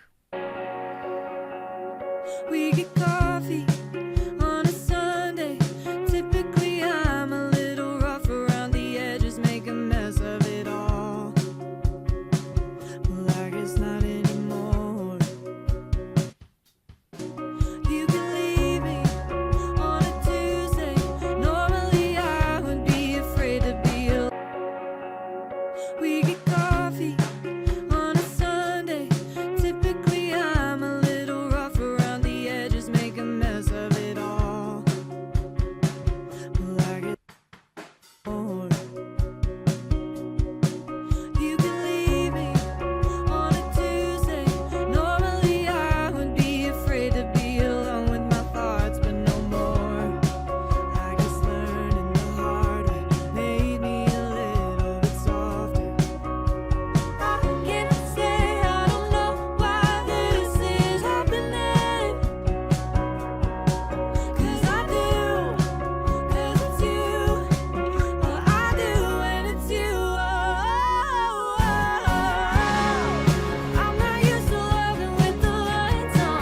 I think my instinct was right on those close ribbons. In terms of like where they're sitting in the mix, you know, not using the far mics. I just, everything else is so ambient. And then we've got these drums. I feel like they need kind of like the dryness to kind of be able to punch through and cut through all the ambience there. So it's like, I kind of like that tighter sound. It's like the Tame Impala effect, right? We're just like everything's drenched in reverb except for the drums. Get coffee on a sun. I'm not used to loving with the lights on. So give me a minute. And if I need some more space on those drums, I can always create an aux track and send the drums to it. You know, create my room in the box, basically, if we want to go in that direction. So I'm feeling pretty good about this. Do we have... I reached out to Michael for references. We shall see what we come back with. In the meantime, do you want to talk about mastering? Talk about mixing and mastering. How about that? Even if this track wasn't as polished already as this one is, there's still plenty of work to do here. It's like a different experience for 3 days as opposed to like solving a lot of problems. But I would still start with gain and volume. I would still do the same process. You're just going to be taking more notes as to things which need to be fixed. And just remember that this is an opportunity for you to start thinking about 3 dimensions of space. Okay? We're painting in depth, which a lot of people sleep on, by the way. Depth is a big deal. If there's like a really big problem I see a lot with more amateur students is that like over time they start pushing everything forward, compressing everything, pushing it forward, and all of a sudden you have everything kind of up front and you have this really kind of loud and flat mix. Just remember that depth is an experience for the listener, just as much as width or height. So we have things that are softer, we have things that are louder, and we're getting, you know, things that the ear has to search for and things that the ear hears immediately. And it's kind of like this whole journey that you're sending people on. You're directing their ear to different parts of the song in different moments, but there's also little candies that the ear hears over multiple listens that also supports things, but can be something for them to explore. And that's the depth part. Then we're also painting in width, which is panning. We didn't have to do a ton of that today because it was already baked in, but we're thinking about that. And sometimes, even if things are baked in, we need to make changes still, because I'm making space with width. As much as I'm creating like a wide experience for people, I'm also placing things like in a window to where everything has legibility. It's cohesive, but if I was looking at a picture, you're taking a family photo, you want to be able to see everyone's face. I'll still have the thing that I want them to focus on, but I don't want to lose anything. So I'm using width to help build up some, get some clarity. You know, masking problems. A lot of times we think of EQ and solving masking, but a lot of times it's also a width thing. And then I'm also painting in the third dimension, which is height. If you don't understand height, we do experience frequencies in different ways in our bodies. I think low frequencies we experience more in our gut or our connection with our legs to the floor. We experience mids in our chest, our heart area. We think of those as like a warm blanket that encapsulates our body. And we think of the high frequencies as air or head, voice, or something that we experience up in our cheeks or our head or above us. And so when we're creating that dimension of space for people, we start doing that. And in fact, the most that you'll ever affect that is in this first stage of gain and volume. EQ isn't going to affect it nearly as much as where you're placing things. When we were going through, Jake was asking questions, I saw a few of you suggesting, oh, we could use a little bit more high-end stuff. And so we go searching for the instruments that contain that high-end information. We turn those up with our gain and volume faders. Now we're painting in that dimension of space. That's going to be a lot more effective at getting us that tall sound, if that's what we're going for, than any EQ ever will. So you got to realize we're painting in those 3 dimensions of space all through that. But I'm also thinking about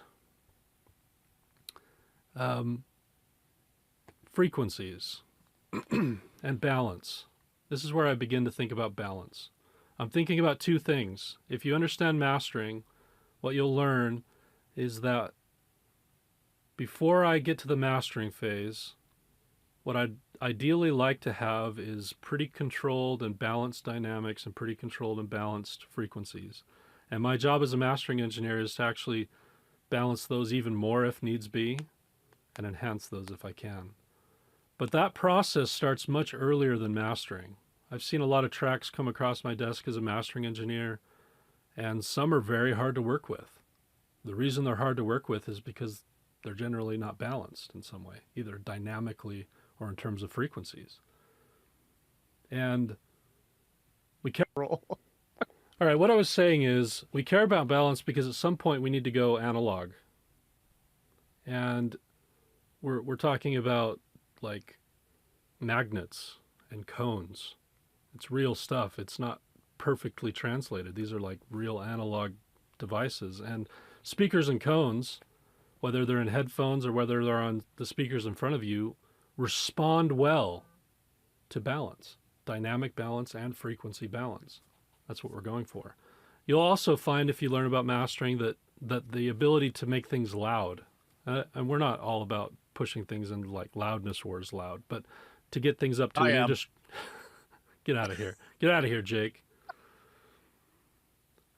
Is all about industry standard loudness is all about that balance too. You won't be able to get it to that industry standard loudness if you don't have frequency and dynamic balance. Okay, so today we'll talk about and reflect on that whole process. That's not just a mastering engineer's job. Again, I've had so many tracks across my desk as a mastering engineer that were very hard to work with.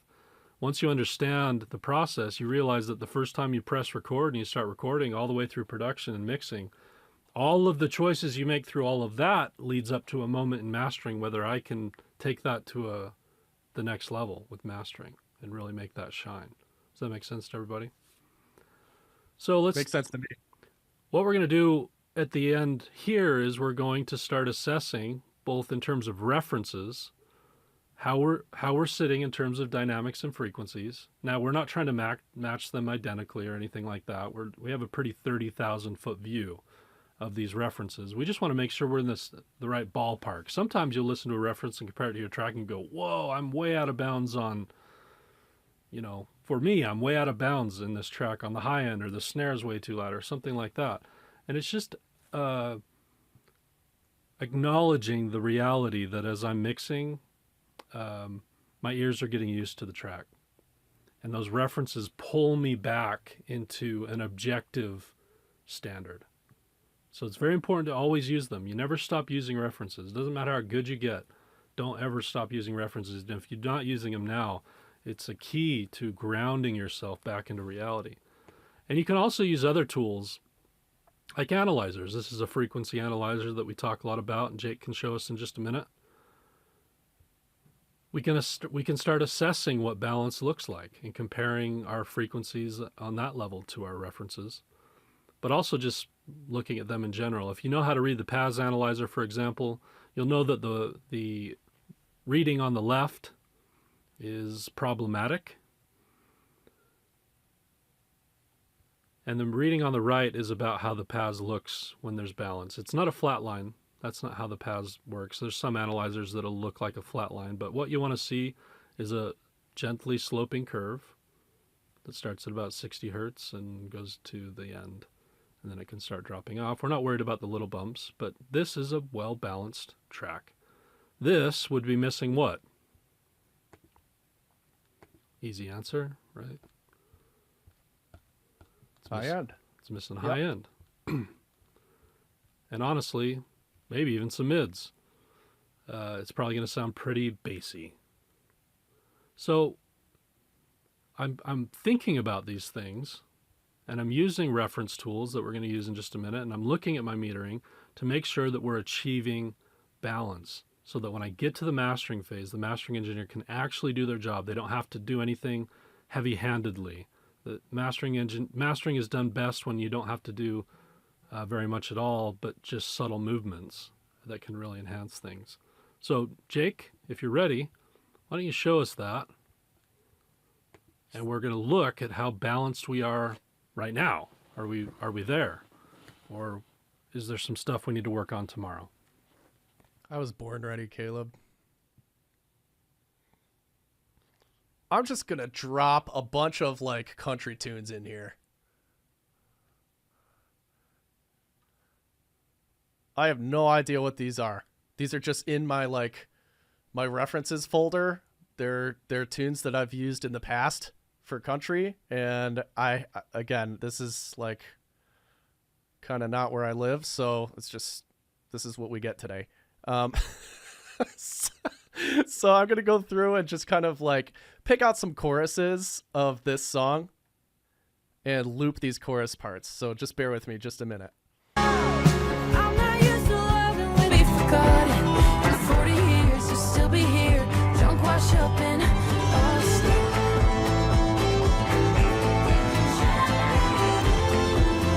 Did the nurse come get you? It's your alibi. I made my way back to LA, and that's where you'll be forgotten. I'ma do it my way. Takes all night, the world turns. We know you, and you know me.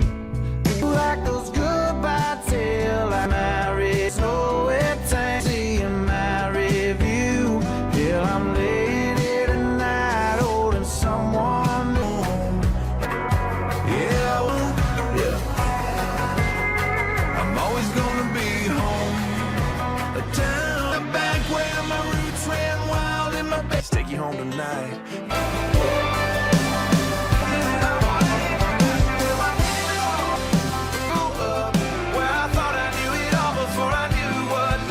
That Sam Hunt track is like where my most of my mixes live. It's like that's probably the closest to where my mixes are personally, like what I gravitate to. Listen to the drum. To my old friends, to the house in the pines where the road ends, take you to my hometown where I grew up, where I thought. Just like that slam and snare. Not sure that's the vibe that we're going to get off of this mix today, but we'll just kind of flip back and forth and see if our mix is in the ballpark of, this handful of pop country mixes. I'm not used to loving with the lights on. I made my way back to LA, and that's getting it in. I'm not used to kissing on the sidewalk, but I love. I'm gonna do it my way. If we pray that you should probably. 'Cause I know what's up, and I review. Yeah, I'm late. Oh no, I'm not used to loving with the lights on you. Still give me a minute, I'm still taking. Yeah, I wanna wake up to some of that cooking. Know my way around. I love that I like. Oh, and I'm thinking that I wanna see another info. That Sam Hunt mix has like the top end that I usually like too, like that high end, like that really kind of like way more attention to the top. And our track obviously needs a little bit more attention, but I think it's already just kind of like sitting in the ballpark with the rest of these. It sounds like it could be in a playlist with the rest of these tracks before we've kind of like done the additional processing that'll really make it sound like a record. Did you hear how overcooked some of those were? My goodness. I like it. I like the Sam Hunt one. Well, that one was better. Some of the others, they're just super overcooked. I personally don't like the top end in the Sam Hunt one, but I know why you like that, and it's a good thing to like. That's where I live. I'm sensitive on those frequencies. But hopefully you guys are hearing that we're pretty like We're in the ballpark. Yeah, we're pretty much in the ballpark here. Like, let's take a look. Well, if anything, it says maybe we need some low end, some high end, and I think what we'll see on the pads right here is heavy mids needing more low end, high end, and less mids. I'm not used to loving with the lights on, so give me a minute, I'm still taking it in. I'm not used to kissing on the sidewalk, but I love that I like the love part. I'm laying away back on a sad song, now while I'm laying in. This is actually a really good reference for this song. This boots stop, whatever. Yeah, and it is exactly what I said. We got a bit of mids build up, which we expect here. We're going to carve that out tomorrow. Maybe we can find some low end and definitely a little bit of high end. So Yep. That's what we're seeing. That's right. But I think we've taken this as far as we can with volume at this point. At least I've taken it as far as I can with volume. You guys might be able to do a better job.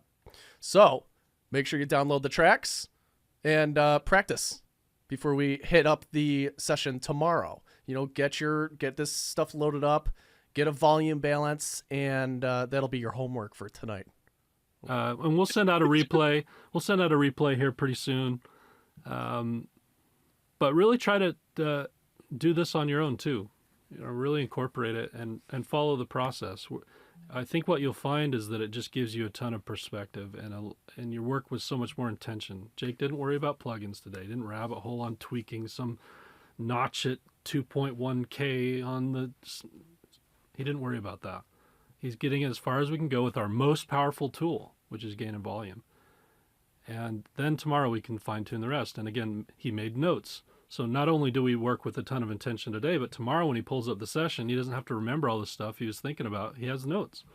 This is the stuff I couldn't fix today, and now we'll fix that stuff tomorrow, and then we should be pretty close.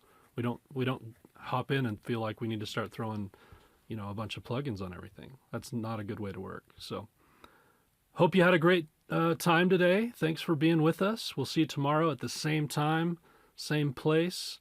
And we'll dive into carving out those mids, getting some high end, some low end in there. And then the day after will be all about the vocals. We'll get those sounding, as we say, we'll get those sounding expensive. Oh, yeah, baby. Day 3. That's what I'm talking about. Much love to everybody. Happy Monday. We'll see you all tomorrow. Thanks, Jake. Have a good one. See ya. Day 2, Fix the Mix Challenge. Made a lot of progress yesterday. Ready to dig into some finer details today. You feeling That's ready? right. You feeling ready, Jake? I was born ready. This version, the January 2025 version of Fix the Mix, in partner with Plugin Boutique. So yesterday, it was all about volume, gain. If you were here, we were proving the point that you can push a song pretty far just with volume and gain. And getting everything placed in the stereo field. We talked about 3 dimensions of space. We talked about depth and width and height and how we paint in those dimensions of space. The most of all of the tools that we'll use with volume and gain. Everything else should be done pretty lightly, and it's just kind of polishing. But our most powerful tool is that volume and gain. We talked a lot about the power of intention. So the process that we have, getting everything gain staged properly and then using just the volume and gain, not rabbit holing on any of the plugins yet. We're not just throwing plugins on there, hoping to figure things out. Working with a ton of intention, and we're also working with intention by taking notes of what couldn't be solved with volume and gain, so that today we can work with intention as well. We have a roadmap already. We pull the session up today. We have a roadmap. Jake goes, Here's what I couldn't solve yesterday. We're going to start there and see how close we get. And then we'll probably do a few other things that will be inspired upon fresh ears. And it becomes about efficiency and precision. A lot of times when when I work with students, the real change happens when their process speeds up. When our process speeds up, we can be in an effective mindset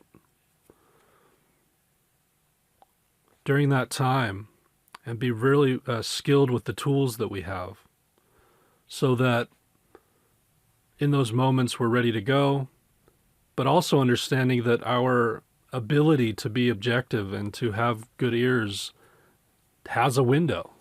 It's not infinite. And if you can get farther because of the speed that you work with and the efficiency and the precision that you work with in the time where you're most fresh, a lot of times that's the thing that puts you on to the next level. We also talked about end in mind perspective. We talked about mastering a little bit, why balance matters in terms of frequencies and in terms of dynamics. We talked about using frequency analyzers and references. We did all that yesterday. So today we're moving on. It's all about instrumentals.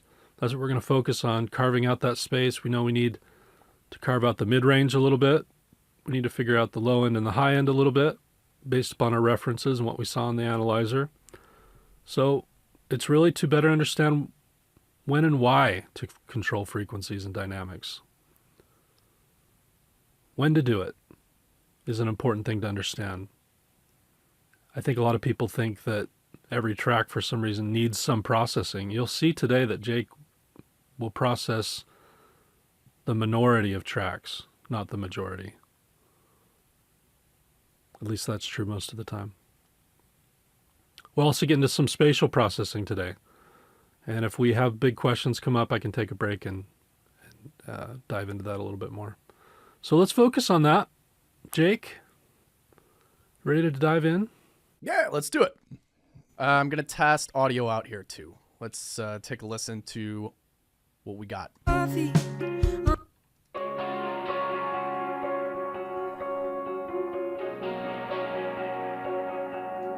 We get coffee on a Sunday.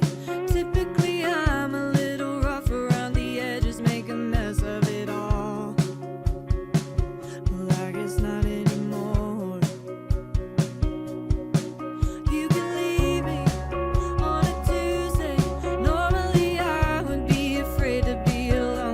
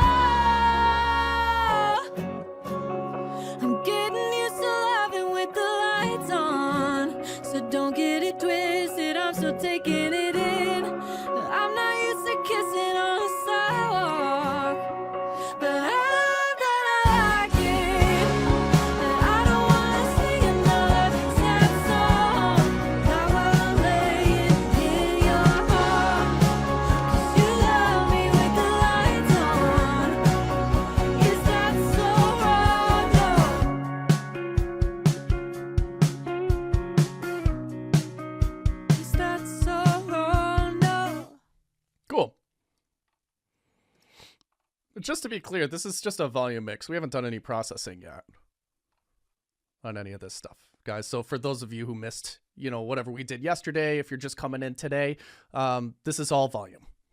Okay, we haven't done any processing on anything else yet. And as we were listening through that, I'm just kind of like taking some notes. Okay, so a few things here that are more of the volume side of things.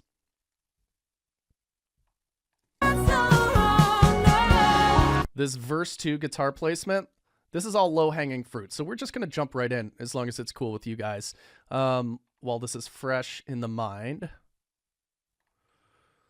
So this verse 2.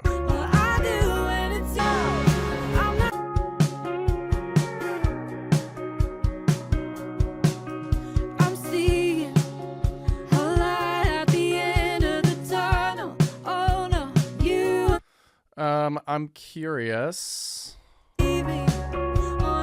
We get coffee on a Sunday. Typically, I'm a little rough around.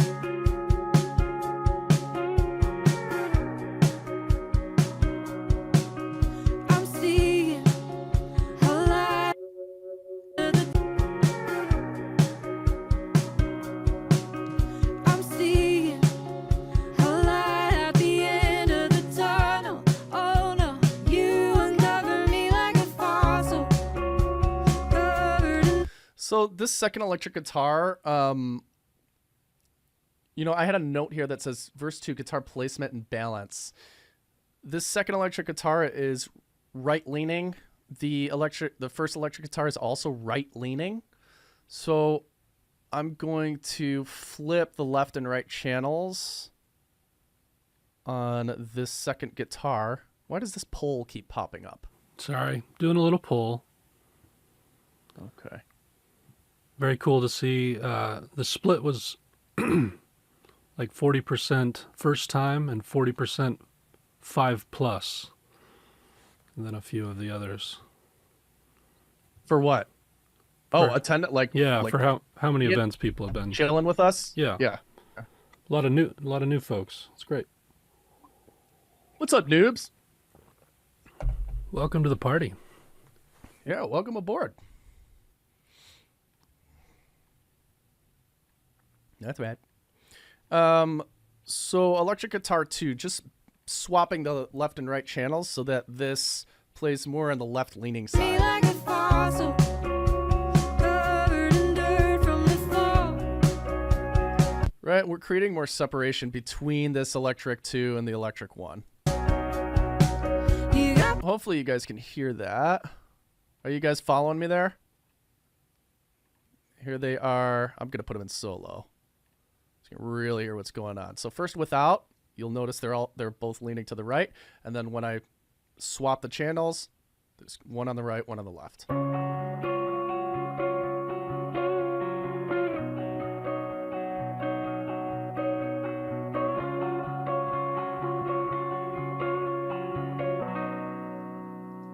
Hear the difference? Separation, right?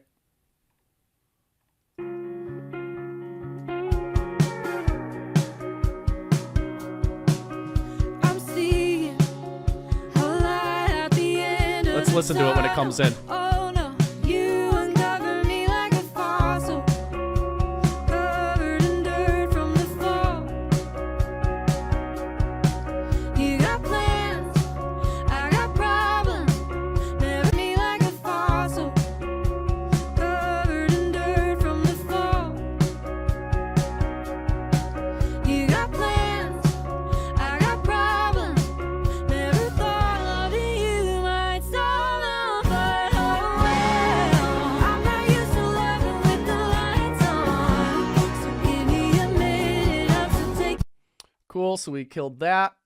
On our punch list, I'm just gonna say like this is our punch list. Pre-bridge focus. Let's go over here. Love me with the lights on. Is that so wrong?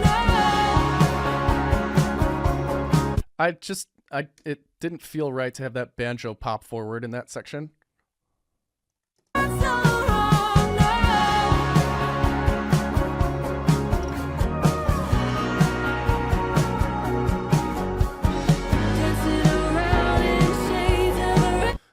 I'm wondering if there needs to be kind of like a spotlight, or is it just a breath where we can just listen to everything? Tell me with the lights on. It is not so wrong, no. So this is the thing that I introduce in here. So maybe it's just kind of like bringing that up a little bit. Let's see. 'Cause you love me with the lights on. It is not so wrong, no.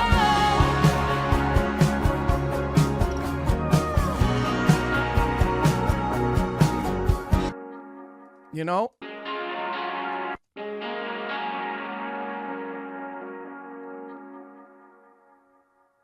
I wish I had this. I wish I had this like more balanced.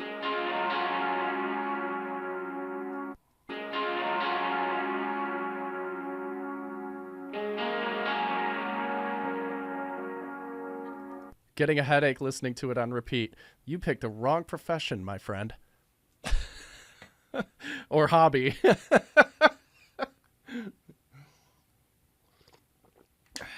You'll work up a resistance to iocane powder eventually. Yeah. Don't worry, it comes with time. So wrong, no.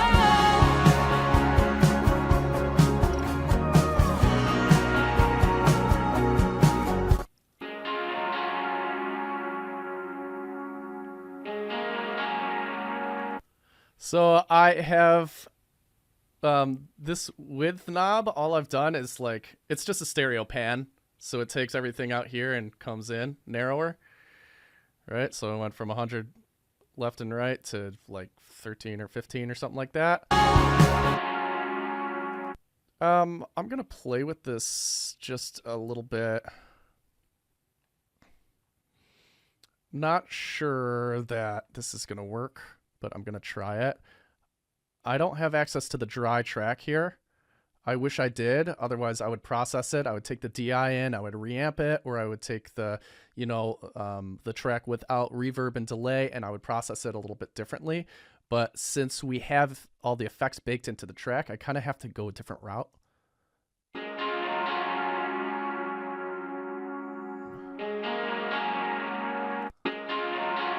Yeah, I can't even grab the pick attacks.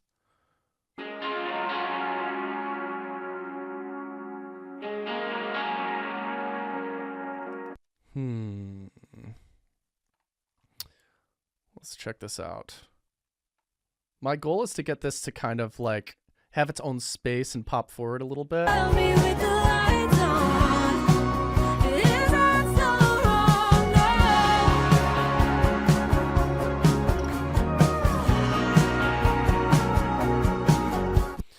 no. I narrowed this on purpose so that I can control it. So listen to what it sounds like without. The original signal is coming from the right, and then there's a lot of reverb coming from the left. Right? And I tried switching the channels on that earlier, but I just didn't like what it was doing. It just didn't feel right in the mix to me. So my first step is going to be to narrow this thing. My next step is going to be to play with some processing. So let's start with this plugin boutique, our first plugin boutique plugin of the day, Stereo Savage.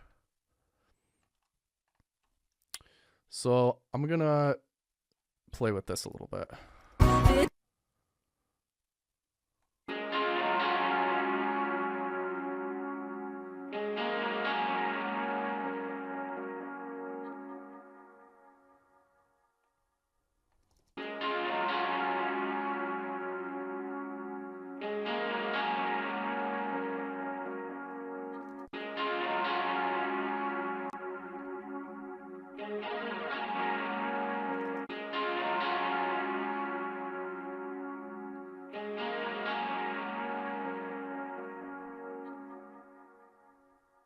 Let's see how that sits in the mix. Is that so wrong? No.